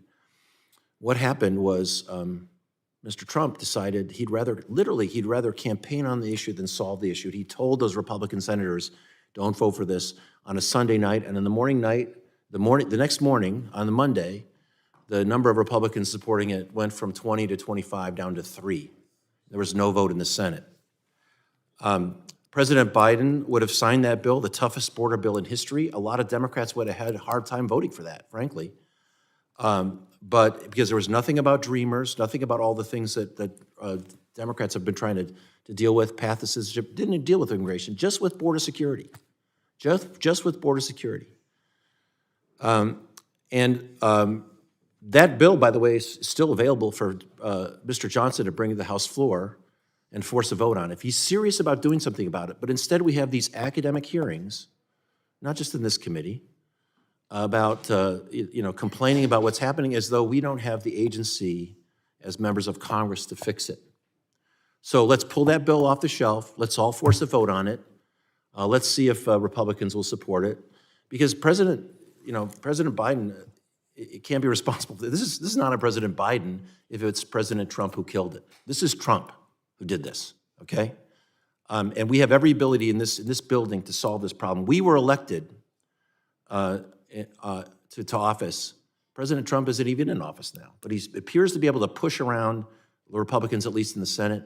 If my Republican colleagues want to do something about border security, fine, let's do it. Let's put that bill on the House floor. Speaker Johnson owns the House floor. He owns the time for it. He could do it next week. And if you're serious about it, let's vote on it. But if you're not serious about it, you just want to campaign on it, let's fess up to that. You want to just have this chaos, not you. Some people want to have this chaos to campaign on. They'd rather campaign on the issue than solve the issue. That's not why I came to Congress. That's not why people sent us. Let's vote on it. I yield back. I thank the gentleman from California and yield 5 minutes now to the gentleman from Virginia, Mr. Ben Klein. Thank you, Mr. Chairman. I want to thank our witnesses for being here. It's important that we take opportunities like today to zero in on the cost of the Biden border crisis because without the leadership of the chairman, if we weren't in the majority, if House Republicans weren't in the majority, hearings like this would never happen. We know that the other side would not be focused on securing our border. And for all the talk about some Senate bill that didn't pass the Senate, so I don't know what shelf the speaker's going to pull the bill off of because it's not a shelf that's in the House of Representatives. It's a bill that can't pass the Senate. So meanwhile, our Senate counterparts, as they talk, they've held at least 16 hearings related to climate change, but only one hearing on immigration to try and gloss over the disastrous effects of the policies pushed by the White House. This White House that refuses to follow current law. So we can talk a lot about changing policies, but until we have a president that actually follows the law with regard to parole, with regard to detention, I mean, we have laws that are currently in effect, but this president refuses to follow them. This Homeland Security Secretary was impeached because he ignored the law. And the American people are seeing straight through the obfuscation and the blustering on the other side. They know who's responsible for this crisis, and they're frustrated because they're the ones left having to pay for the consequences. And the consequences are real. The last time I was in Yuma, Arizona, and as we know, about 85% of the fresh wintertime produce is grown in Yuma. We met with farmers, farmers who were testifying about illegal immigrants who come across the border, who tromp across their crops, who camp in their fields, and they're not allowed, because of U.S. food safety laws, thankfully, that they are not allowed to harvest or sell that. They have to destroy it at the cost to the farmer. And so then we went to visit with a hospital in Yuma. We visited a NICU. The neonatal facility was talking about how they have a certain number of beds, but that those beds are often full of illegals, forcing residents of Yuma to have to go to Phoenix to get care, hours away. And that's because, tragically, the incentives for people to make this journey are so strong because they can cross the border unimpeded, that these women are sexually assaulted, raped on the way up here. They get pregnant. They don't receive any kind of prenatal care. And so inevitably they are giving birth early. They are premature. They go into labor prematurely. They have to have a NICU available in Yuma when they get here. And so they take up the space. So then we talk about the schools, the cost to the school divisions for not just because you have an additional student in the classroom, but because that student is ESL. So you have those added costs. Then you have the transportation system, the bus system. Then you have the housing impact, the rental impact. What is the impact on rents when you have a limited number of housing units available, low-cost housing, but that impact. So just when you're talking about Yuma, and it is right on the border, so we looked at the fencing, the holes in the fencing. When we went, actually on our bus ride to the border, all of a sudden cars started weaving in and out of our convoy because we had Capitol Police in front and behind us. They were slowing us down to a 5-mile-an-hour crawl on a highway. We said, what is going on? It was the cartels operating freely on our side of the border, trying to determine what this was. And is it something that should be allowed, should stop? By the time we got to the fence, no more than 10 minutes later, 15 minutes later, that part of the border was clear. But we could see across the river the school buses idling. They were waiting with migrants waiting to cross, and the cartels are in complete control. So I can't even begin to talk about the cascading impact on costs to this country, but every country is becoming, every state is becoming a border state, every community is becoming a border community. Mine has an interstate running through it, and if you talk to the state police about what they pull over every day on that interstate, operating illegally, human trafficking, sex trafficking, drug trafficking, it is an epidemic, and until we get a handle on it, these crises are going to continue. So I appreciate you holding this hearing, Mr. Chairman. I appreciate our witnesses being here today, and I yield back. I thank the gentleman from Virginia, and with our final witness from the great state of Texas, Mr. Chip Roy. I thank my friend, the chairman. I thank him for holding this hearing, and I appreciate the witnesses being here and giving your time here. Mr. Blair, you served in the United States military. You served in the Border Patrol. You spent over 20 years of your life doing that now here at the Texas Public Policy Foundation. Can you explain for the record whether or not you believe H.R. 2 would effectively secure the border versus the Senate bill, which in my opinion, to see if you agree with it, would actually codify catch and release and codify alternative detention such that it would codify the current broken system?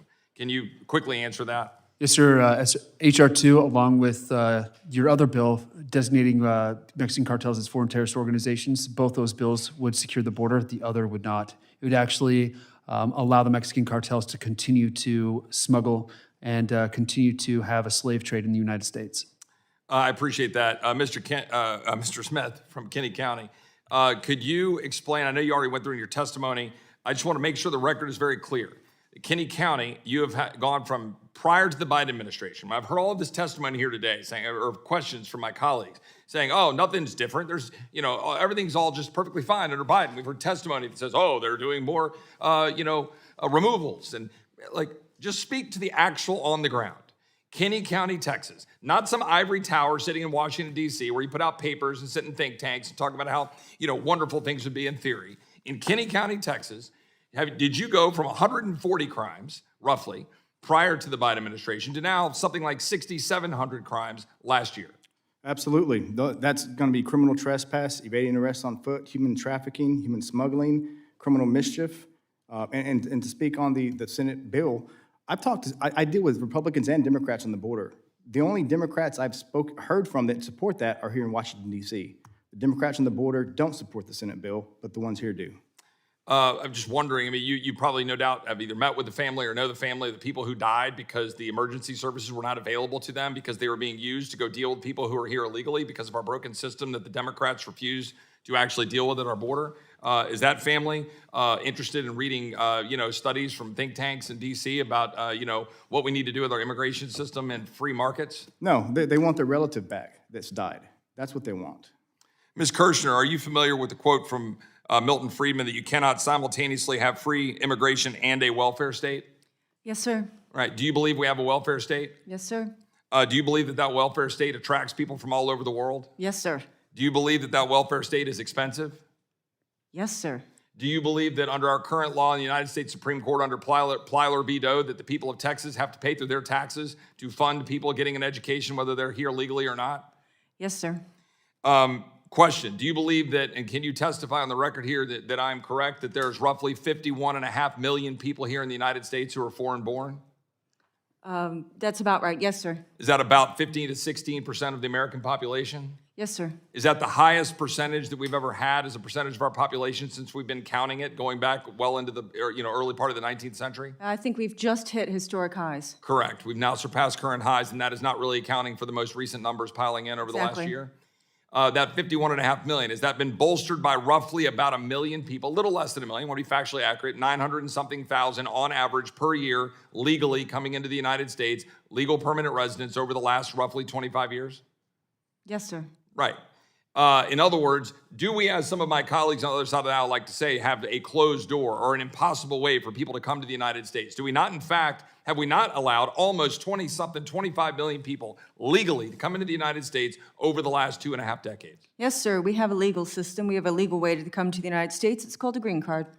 And right now, under our current system, are the laws being ignored by the current administration?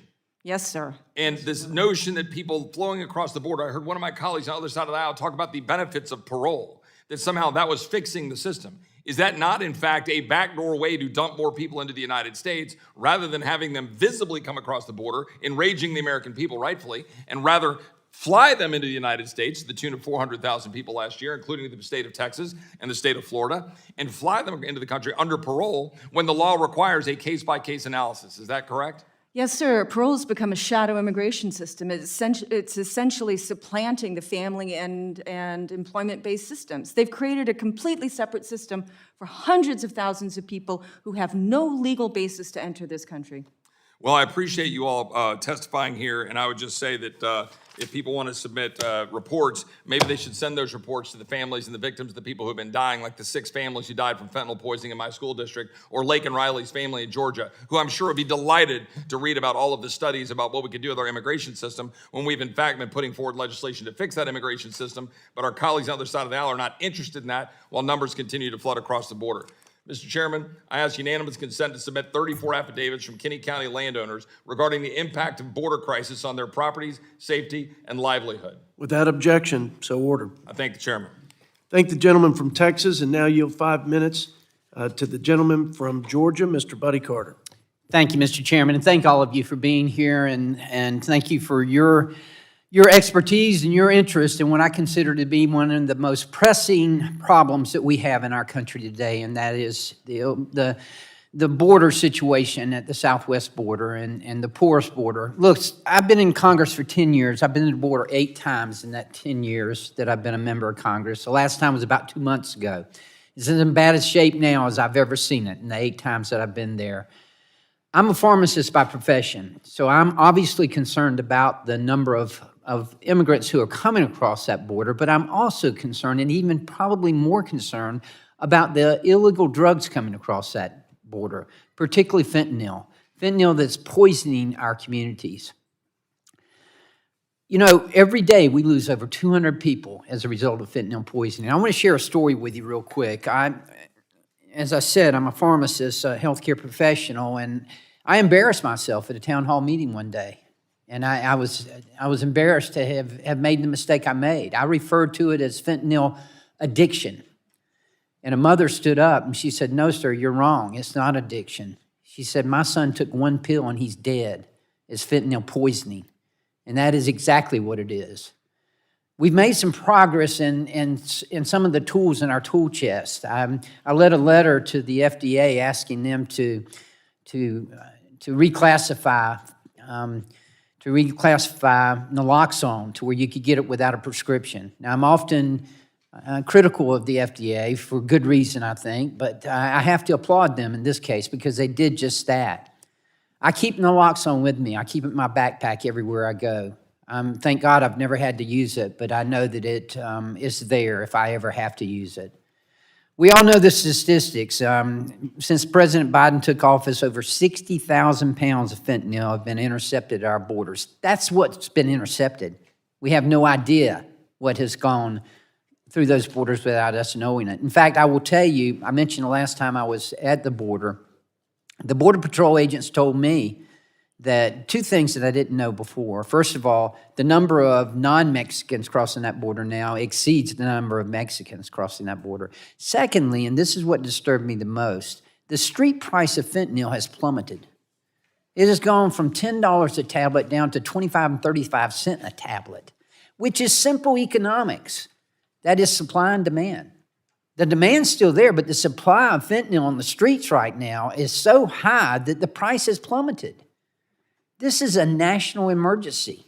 This is something that we have got to address and save Americans. 200 every day.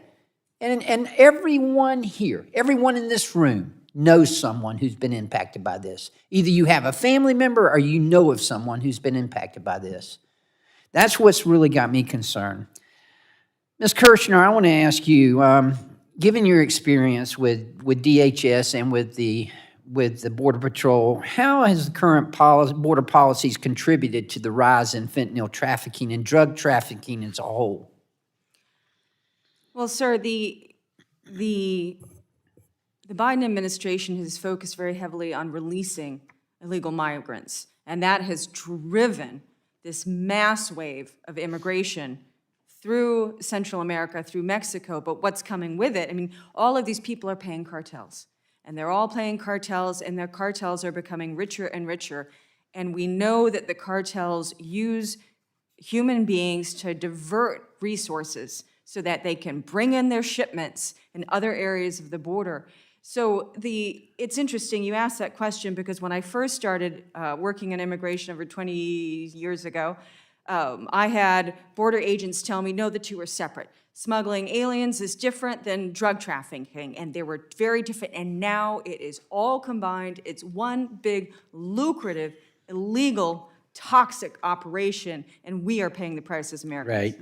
Thank you for that. Let me move on. Mr. Blair, I want to ask you, we know that on the federal side, we spend roughly $1 billion a year incarcerating illegal immigrants. Do you know how much the money the state of Texas and its localities spend on the same issue? Any idea? Sir, I do not. I can find out for you, but I do not know that number. I appreciate that. Let me ask you, Mr. Smith, has the increase in drug smuggling impacted the public safety of your community? It has. You know, the amount of law enforcement it takes to respond to incidents. And I suspect the emergency personnel carry naloxone with them, and they have to use it quite often. It's not inexpensive. Absolutely. Absolutely. Mr. Chairman, I can't thank all of you enough for being here, and thank you, Mr. Chairman, for holding this hearing, because this is a national emergency. You know, if we had a plane crash today and it killed 200 people, we'd stop every airplane that was flying in this country until we figured out what went wrong. Yet we lose 200 people every day to fentanyl poisoning, and what happens? Nothing whatsoever. Mr. Chairman, I yield back. I thank the gentleman from Georgia. I think the patience and contributions of our witnesses. In conclusion, I'd like to make a couple of brief comments, and I'll try not to give another speech. When I think about this administration and what is emblematic of this administration with respect to immigration enforcement and border security, I think about Ms. Kamala Harris, our vice president. She was designated as the border czar. She was in charge for the administration. And I remember her as a presidential candidate along with the other Democrat presidential candidates when asked the question about the current border situation. She, along with every Democrat candidate, raised their hand when asked, should we decriminalize border crossings?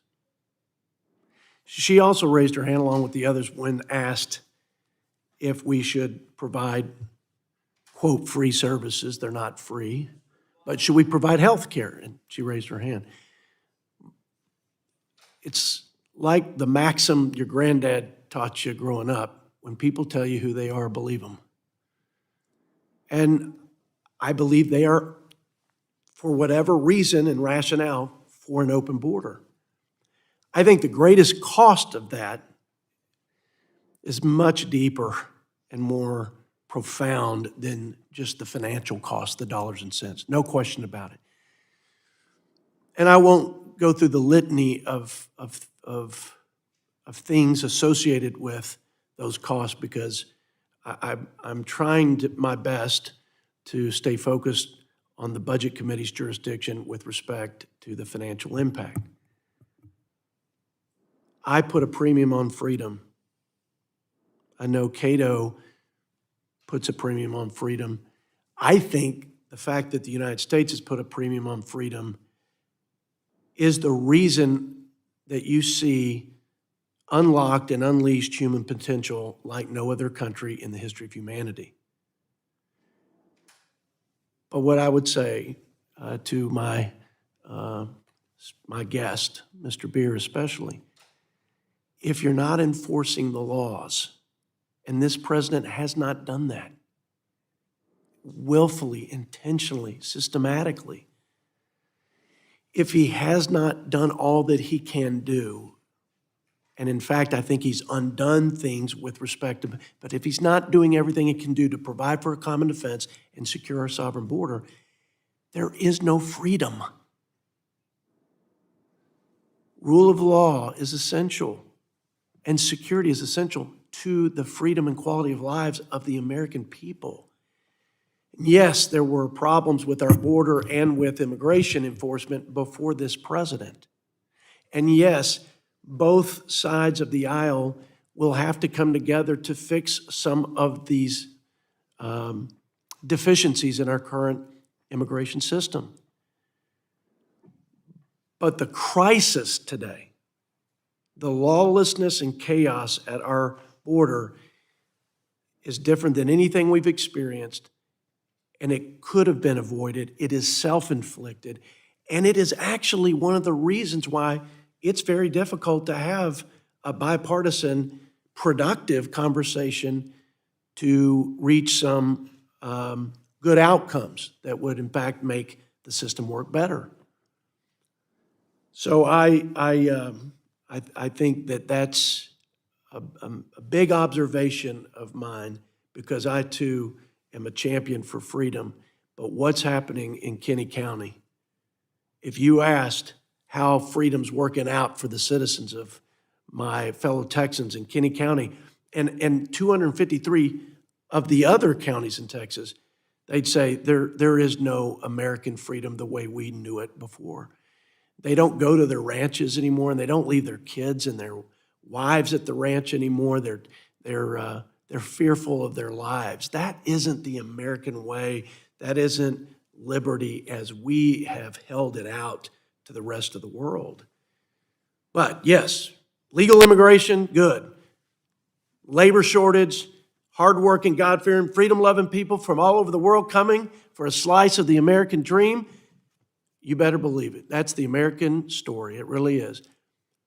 All I would say is, I welcome those folks, and I would be in their shoes fighting tooth and nail to get to this country, this experiment in liberty and democracy. But I only welcome them if they respect our laws, the safety of our citizens, and the sovereignty of our country. And that is our constitutional sacred duty. And in this hearing, we're just trying to identify the financial cost. And it's real. And for a federal government that prints money and borrows money without any thought, it's hard to suggest that there's a consequence to anything we do.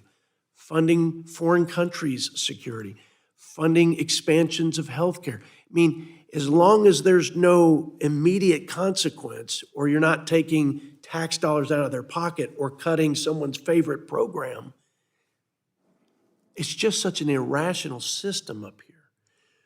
The best way, I think, to look at a rational system and observe what it's doing is to look at those places around the country, which is every place but the federal government, where they have to actually balance their books. They have to make the ledger balance. So they either raise taxes or cut expenditures to absorb the cost. Man, that's why people are yelling from the rooftops, help us. We're overwhelmed and we're overrun. Because they don't say that in this town as long as China and other bondholders will say, here's some more money for this insatiable appetite to spend. I appreciate you, Mr. Beer, and I appreciate your testimony, and I appreciate your back and forth. And I always appreciate my colleagues on both sides having a good, robust, productive conversation. Mr. Smith, thanks for making the trip up here from Kenny County. Tell my friends out there hello. Mr. Blair, thanks for your service to our country. And Ms. Kirchner, thank you for all the work that you all did as the basis for our discussion in terms of the financial cost of our open border and this border crisis. With that, God bless you all. God bless our great country. We are adjourned.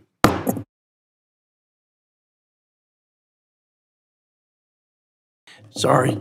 I'm going to also submit, if I can, since I've adjourned, but I want to submit a letter of support from Sheena Rodriguez, President of Alliance for Safe Texas, and then another study from the Federation of American Immigration Forum that has formed the basis, again, of today's hearing.